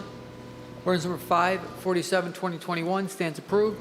Ordinance number 587, 2021.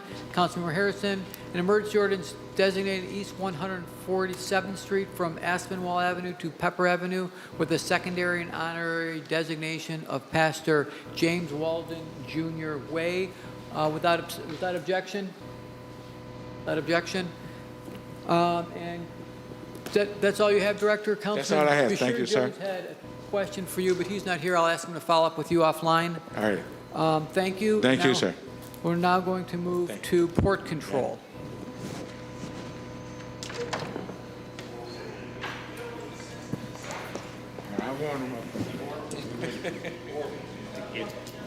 Thank you. Thank you, Director.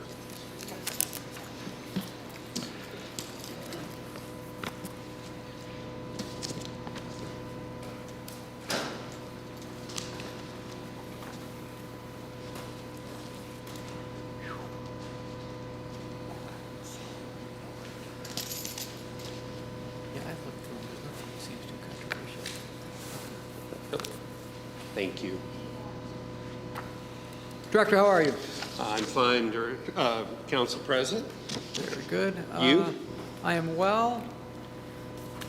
4, 5, 6, 9 ordinances for consideration. I think so, sir. We're going to Good. tag team you today, our Chief of Commercial and Government over there, Ayana. Very good. Donald will be, we'll tag team you. Thank you.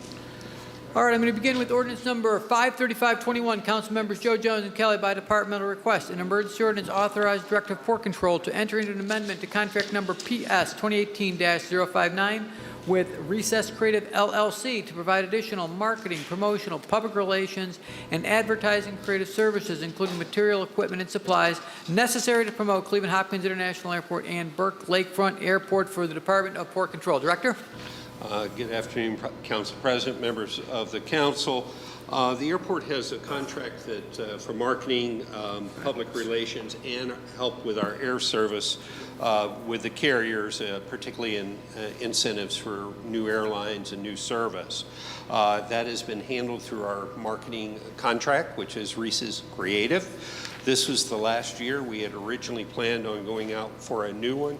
We're seeking an extension, permission to extend one more year as we reevaluate the commercial chief's plans and what we're going to do with the carriers as we go forward. So we're asking for 1 year extension of this, and then at that time in next year we'll go out for an RFP.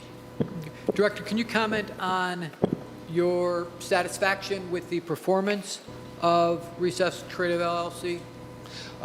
Council President, members of the council, it has been good. They've performed well. They've brought some creative ideas to us as we're re-examining our path forward. They have offered us some good suggestions. Okay, so we're basically trying to get another year to figure out what the next path will be. That's correct, Council President. Oh, okay, thank you. Councilman Joe Jones is the chair of Transportation Committee. Do you have any objection to 53521? No objections, Mr. Chairman. Thank you. Further questions, comments on 535-2021? Ordinance number 535-2021 stands approved. Ordinance number 541-2021, council members Joe Jones and Kelly by departmental request. An emergency ordinance authorizing Director of Port Control to exercise the first option to renew contract number LS 2019-019 with Cleveland Coordinated Committee for the COD, Inc. to operate a submarine museum and memorial. Chief, how are you? Good morning. Fine, how are you? Good. Today we are asking for renewal of this first option, and as you all know, if you've visited the port, that the USS Cod is a mainstay in that area in North Coast Harbor. We are just seeking for the option to be renewed. Keep in mind, if you haven't seen the news, the COD is making its way back. It has undergone some refurbishing.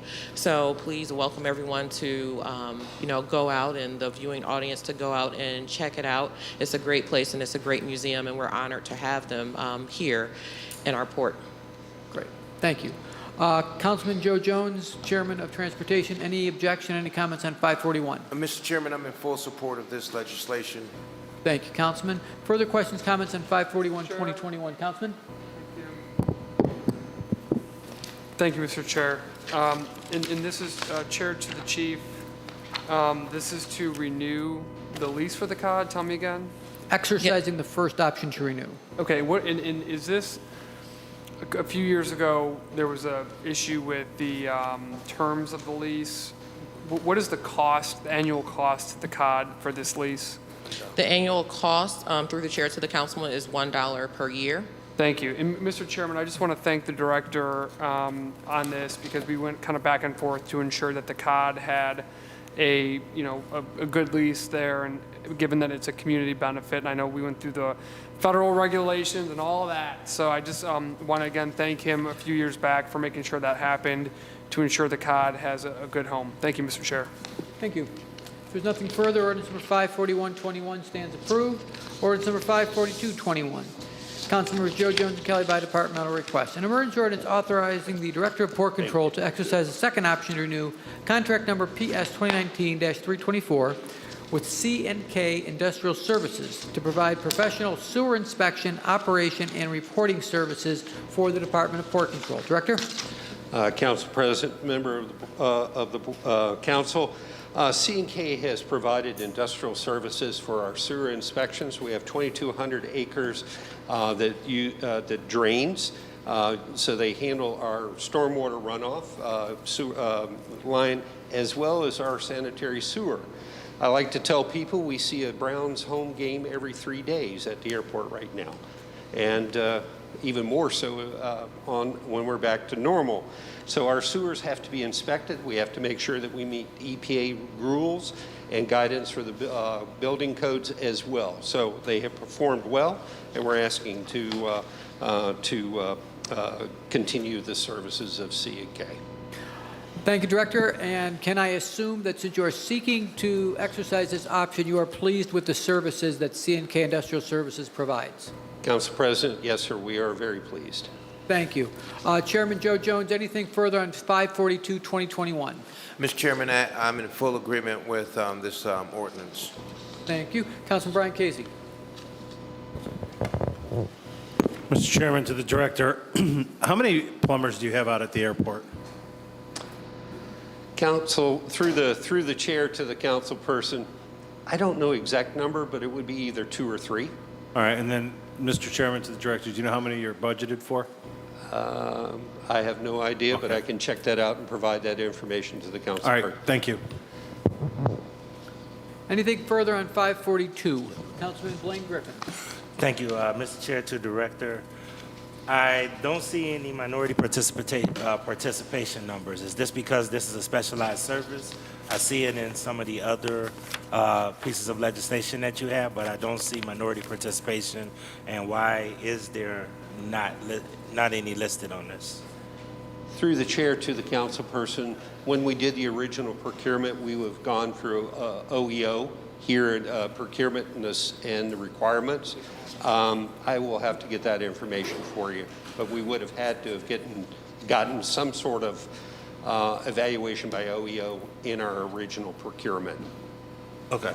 Mr. Chair, for all of these, it's always important for us to understand the minority participation and female participation and Cleveland small business participation. So I just asking for future reference that we make sure that we have that.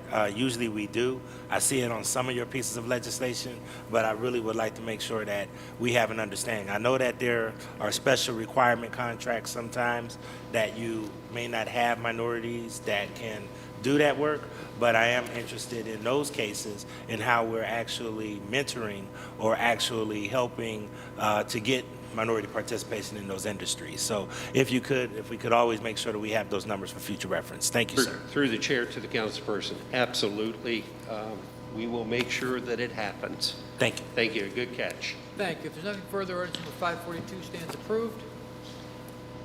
Ordinance number 543, 2021, Councilmembers Joe Jones and Kelly by departmental request. An emergency ordinance authorizing Director of Port Control to exercise the first option to renew contract number PI 2019-48 with Elite Line Services, Inc. to provide for the upgrading, enhancing, refurbishing, and moving city-owned jet bridges at Cleveland Hopkins International Airport. Director? Council President, members of the council, at the airport we have common use air bridges and equipment to service airlines who have not taken lease space or lease bridges. This is to help us when there is a plus up in flights and passengers, or if there's weather delays and so forth. Some of our equipment is more than 30, or is up to 38 years old, and we're trying to extend the life. Elite Line Services has done a great job of helping us with this service on our jet bridge maintenance, and we wish to continue with them. They do a lot of airports within the country. Thank you, and I'm surmising from your comments that you're pleased with the services that Elite Line Services provides. Questions, comments on ordinance number 54321? Ordinance number 54321 stands approved. A lot of renewal options here. A lot of options to renew today. Ordinance number 54521, Councilmembers Joe Jones and Kelly by departmental request. An emergency ordinance authorizing Director of Port Control to exercise the first option to renew contract number 219-87 with Nakers Alpine Solutions LLC to provide FAA-approved de-icing chemicals. I hope I pronounced that correctly. It's Nature's, yes. Nature's, okay. And this is the option to renew with them to provide the de-icing chemicals. Council President, to members of the council, we're required to have certain conditions on the airfield. We do this through approved chemicals. We do not use salt on the airfield. Doesn't mix well with metal on the aircraft. So we use potassium sulfate and potassium acetate. One is an anti-icing, one is a treatment after icing, to make sure that the runways are safe for arrival and dispatching of aircraft.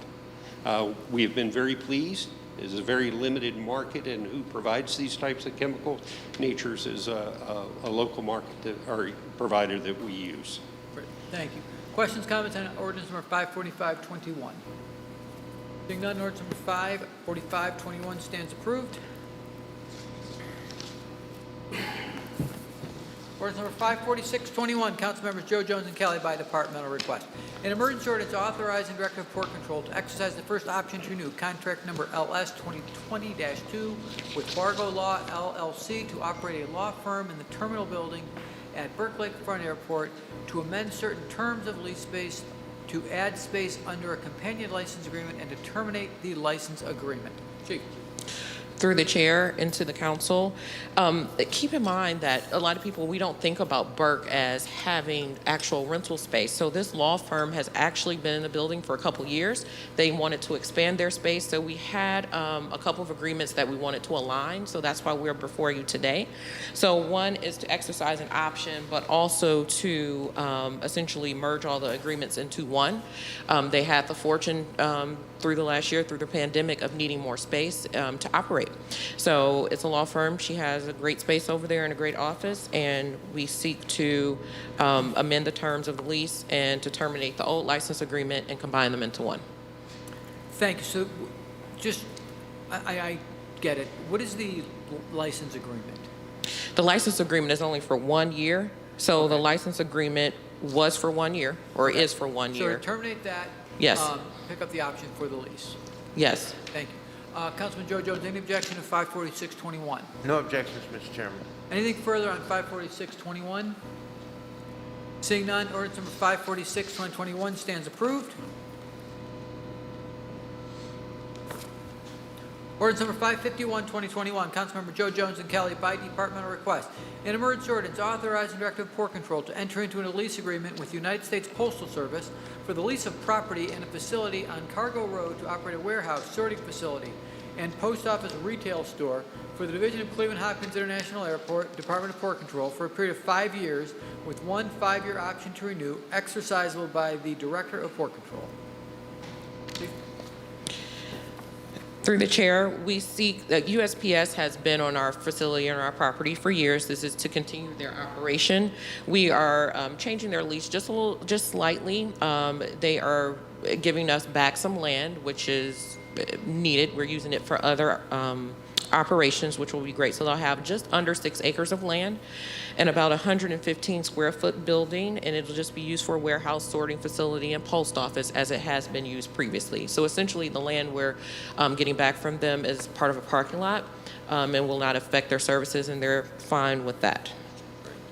Thank you. And this, I'm assuming, as with all of our leases, this is based on fair market appraisal, and the post office has been with us for as long as I can't remember a time when they weren't on the footprint of the Yes, Chair, that is correct. It is based on fair market appraisal, and they've been there for years. Probably all of my life. Okay.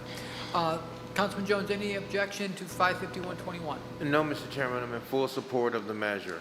Thank you. Questions, comments on 55121? Ordinance number 55121 stands approved. Ordinance number 55221, Councilmembers Joe Jones and Kelly by departmental request.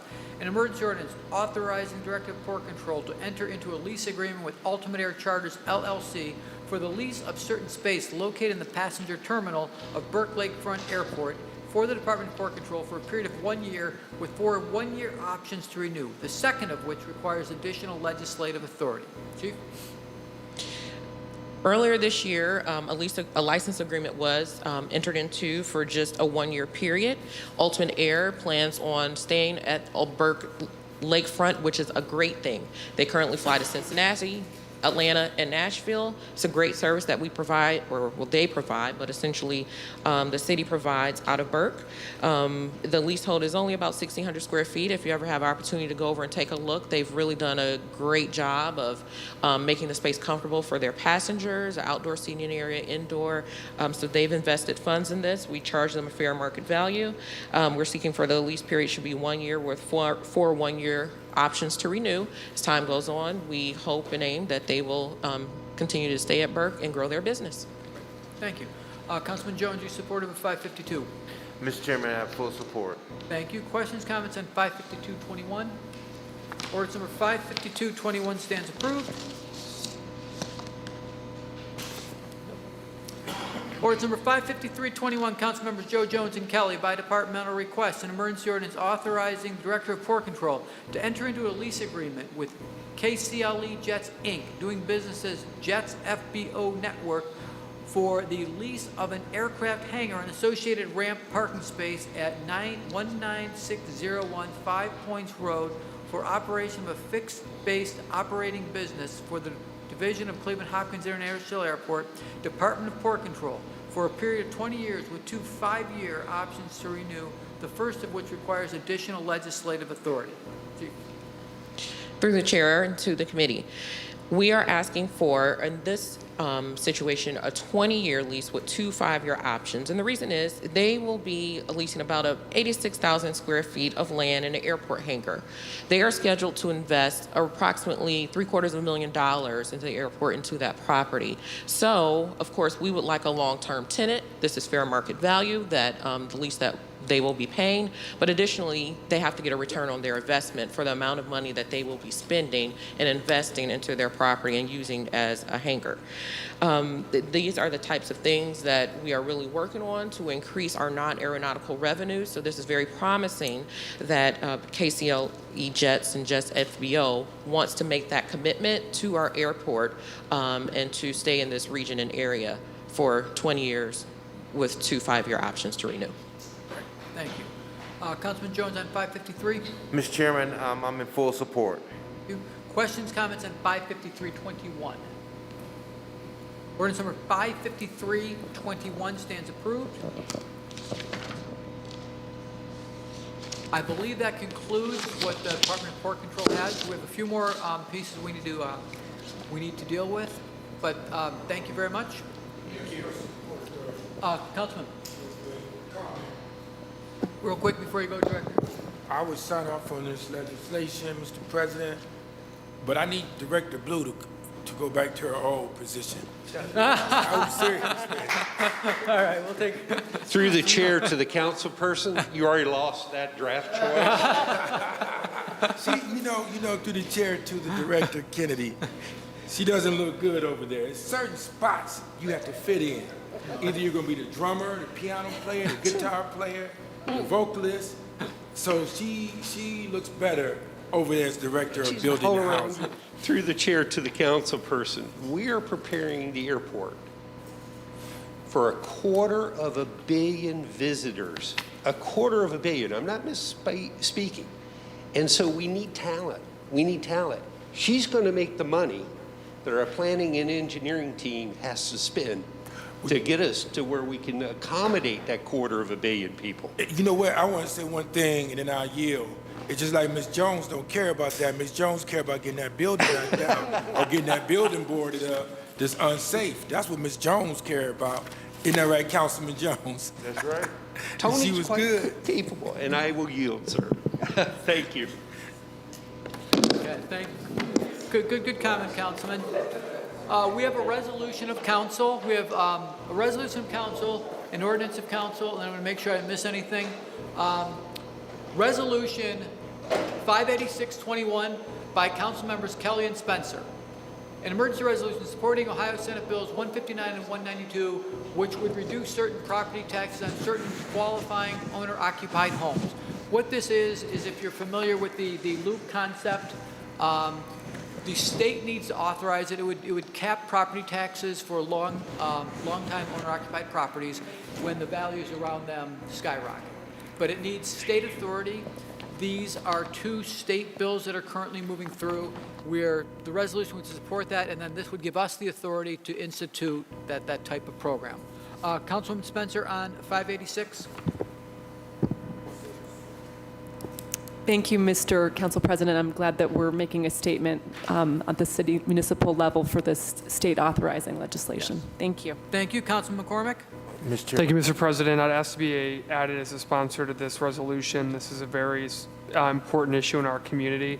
We've got a lot of long-term owner occupants whose property taxes have or are threatening to push them out of their homes. So I think that this is a smart way to grow a city, but to protect long-term owner occupants. So please, if I could be added to this. Thank you. Yes, please.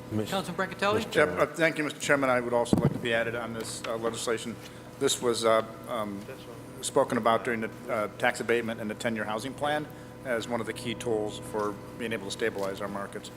Thank you. Councilman Griffin. Thank you, Mr. Chair. I would also like to be added. I think this is a very important piece of legislation, so I would actually like to be added as well. Thank you. Councilman Gray. Yes, I would like to be. I would like to be added on too. Absolutely. Thank you. Does anybody not want to be added? That's right. Just add everyone. Okay. An emergency resolution supporting Ohio Senate Bills 159 and 192, which would reduce certain property taxes on certain qualifying owner-occupied homes. Like, so when you see this, so like, we're building in my neighborhood. Yeah. And I'm really, really afraid that property taxes is going to go up and it's going to force people out. So for the long-term owners that have been in the neighborhood for a long period of time, this would hold their property taxes down. Thank you. This would keep it at a reasonable level. Yeah, so adding on to that, and this is why I want to get a point of clarity. I heard you the first time, but I'm going to repeat it on the site. I'm going down when they talk about in the state, when it's the committees, I need to know when this is happening because it's going to force people out of my neighborhoods. We're building like mad. Yep. And it's going to build community. And I'm going to take my residents down with me.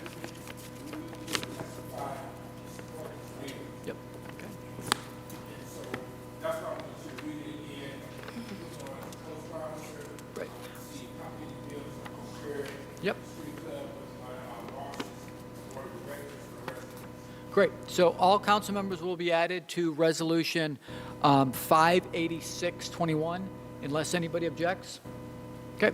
We'll add all council members. So resolution 58621 stands approved. And how do we get that amendment in for when we read? Can we just, will that be, can I just write it on the caption? It's just to add all council members as sponsors. Okay. Okay, let me pass this around. Councilman? When do you think that it might hit the committee meetings? I will ask Steve Riss, who monitors all this, where it is in the process. Okay, because I definitely, I go down to Columbus to testify, and I know Yeah. Joe Jones want to go down there as well, and you have to, have to, to show the people that we need this right here. Yeah, Can't run absolutely. people out of their homes. It's been there Absolutely. forever. Yeah. Yeah, it's been sponsored by Senator Sandra Williams, and so it just tells us that we really need her in Columbus. I saw the bill. I saw it. Yeah, I do know about it. Yes. No, you're right. She pushed that in, I think, about a year and a half ago. Yeah. And it was my at Neighbors to Neighbors. They asked her to do it. Yeah. Because so I'm there 100%. I have a copy of it. If they get back here in about 2 minutes, otherwise we push till September. Okay, because Mary said that. Okay. Ask her, can we see if, before we've got one more piece of business, can we see if safety is coming back with that domestic violence ordinance?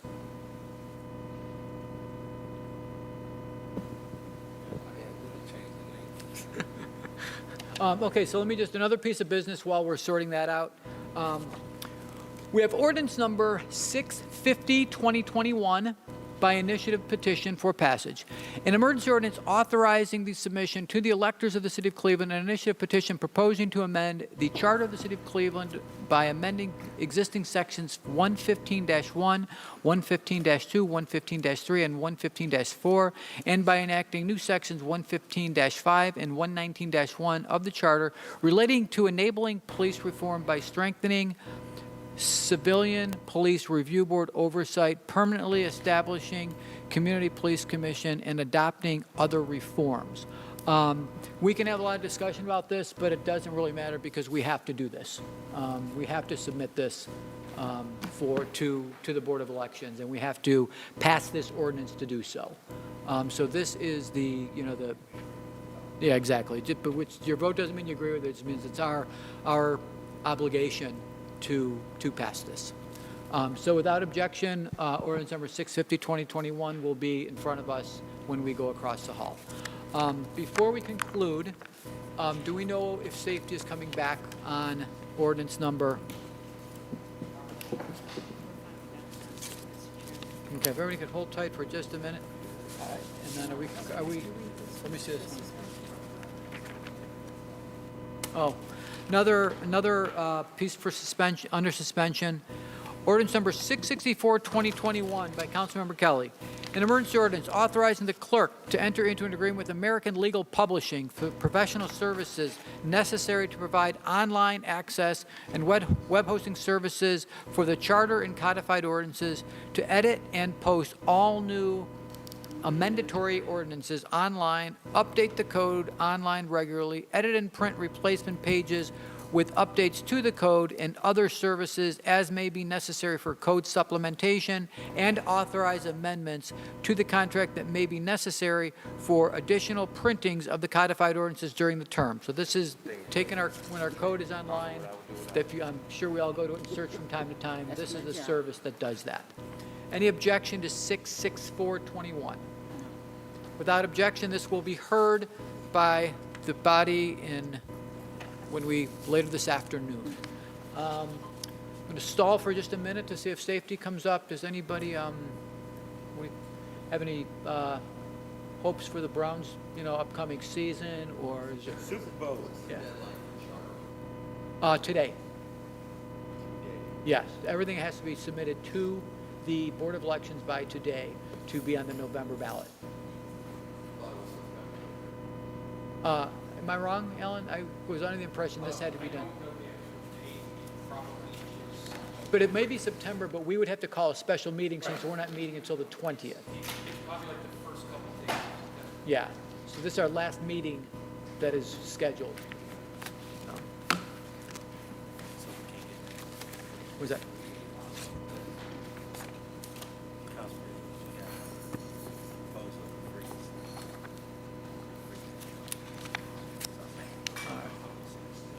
Special meeting.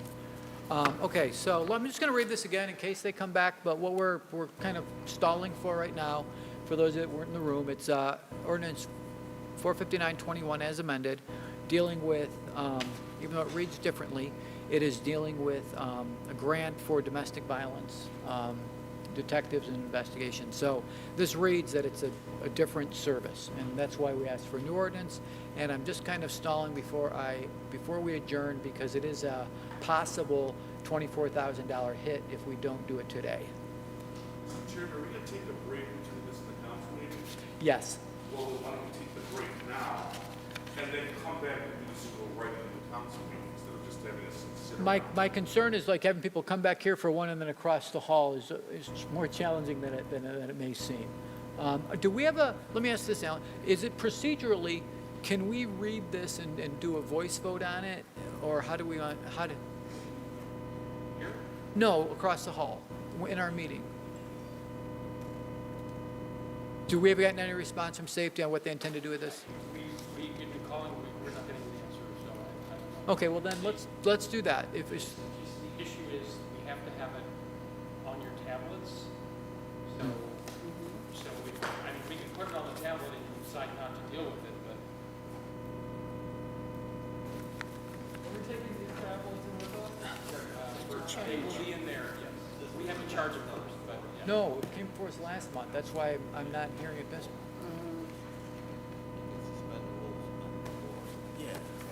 Okay, let me ask this question. We've been over this last month and we've been over it this month. Does anybody object? And if anybody objects, we'll just push it to next month. Does anybody object if we get an ordinance in proper form with proper, text of what it's going to be? Does anybody object to passing a new ordinance or either 459 or a substitute ordinance to fund the domestic violence services if we were to do this on the floor? Does anybody object? No. Okay, that's Mr. Chairman, not just the problem, it's just a typographical error. Yeah. Let me just accept the amendment. because Councilman, It's a clerical error. Councilman, it was a clerical error last month, and it came to us and it said something different than what it purported to do. And this just basically says change domestic violence to, change sexual assault advocate to domestic violence warrant enforcement. It's sloppy. It went in the public record with the caption. It was advertised in the caption. I just think we I don't think it's just the typographical, but okay, you're yeah. No objection to that process? Okay. We are adjourned. We need about an hour. Why so long? We Why will, can't just go we home? will convene at 2 o'clock. Right? Why can't we just go right over? 2 o'clock, wait, hold on one second. Alan, is 2 o'clock a good number? 2 o'clock. The council will, yes, 2 o'clock. Why can't we just move right over? 2 o'clock. We will convene at 2 o'clock across the hall. Q. We are adjourned. Correct, because there's the amendment